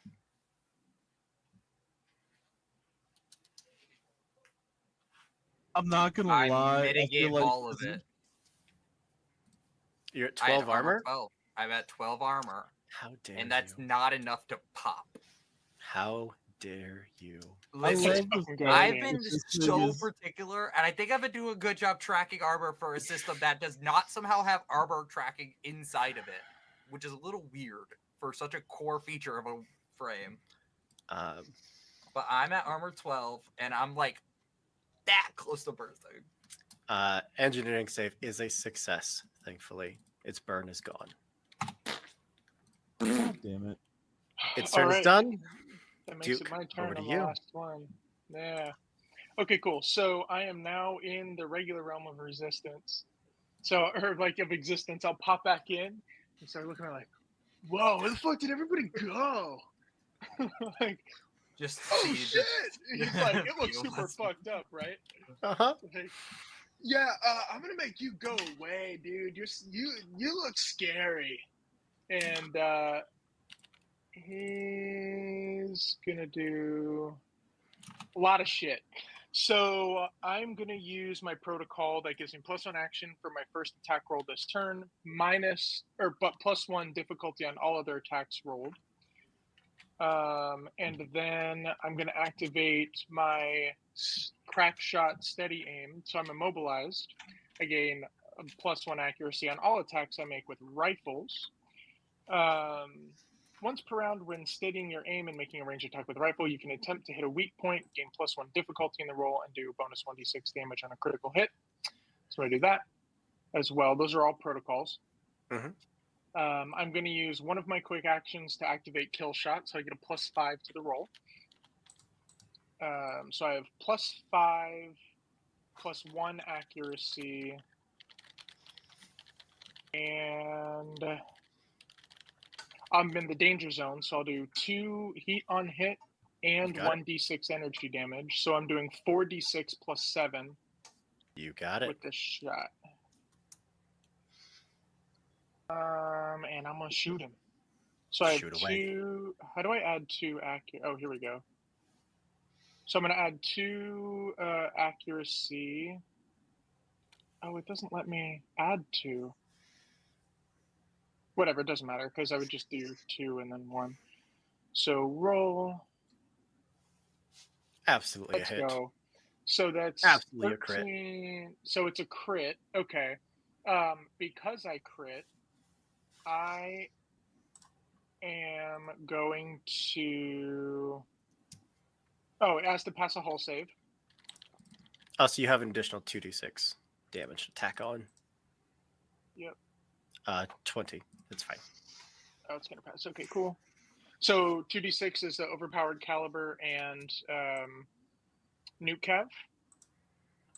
So 15 total, down to 8. It is still standing. God, fucking hell. By how did you look rickety? Very. Oh, damn! I couldn't do that. Okay. Let me go next. So then, at the Boy, end it's all of you. my it also takes heat. It takes 2 heat. Yep. It has a Oh, surprisingly man, high heat yeah, cap. it's the Kingdom of Gondor. Okay, making sure I have everything. So that's cool. Okay. Don't take any heat. I have 1. No, those are my 2 quick actions. Do I want to overcharge? And Probably. take stress. What does the stress do? Stress is me rolling your d6 and seeing what happens.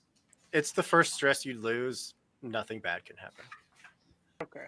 So I will overcharge. Unless you roll 1. I mean, you can't blow up from your You first can't- stress loss. Unless you roll multiple ones.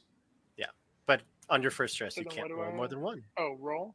No, well, wait, yeah. No exposed. You're exposed. You take double I'm damage. immune to cascade. Okay. Yeah, but you're about to take a lot more damage. Exposed. And then I'm means- going to attack with my fuel rod. Do it. Oh, did you do my extra +3, or did you do the full +7 damage Yep. for the first one? Yep, from your hunter lock. Cool. Let's see. First attack roll. I get +1 difficulty on this attack roll.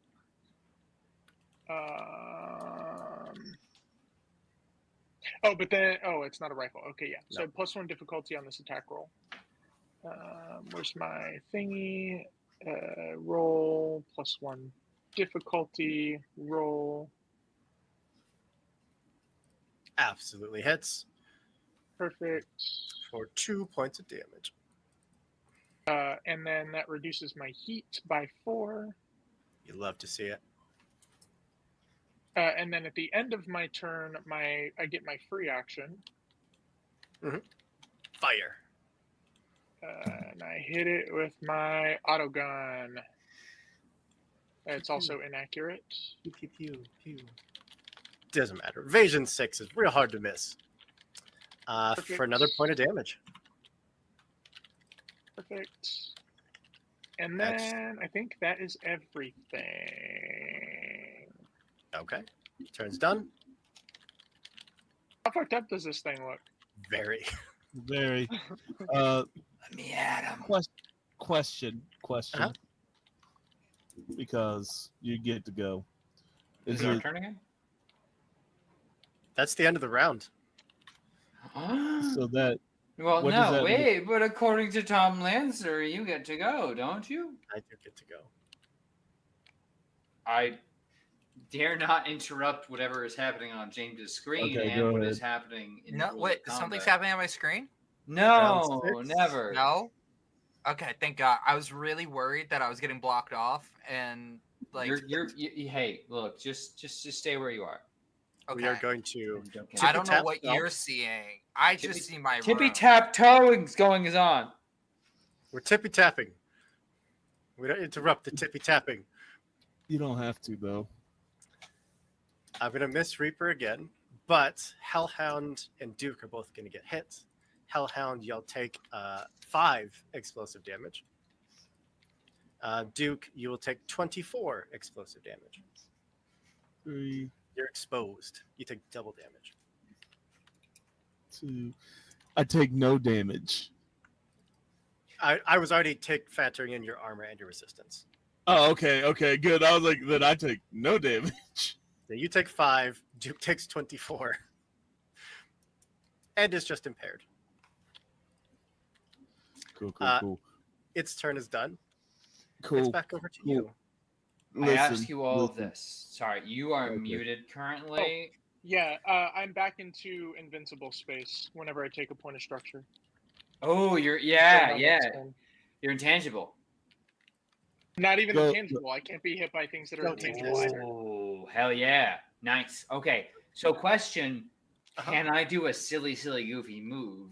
Always. No, go Well, I ahead. want to clear the rest of my team.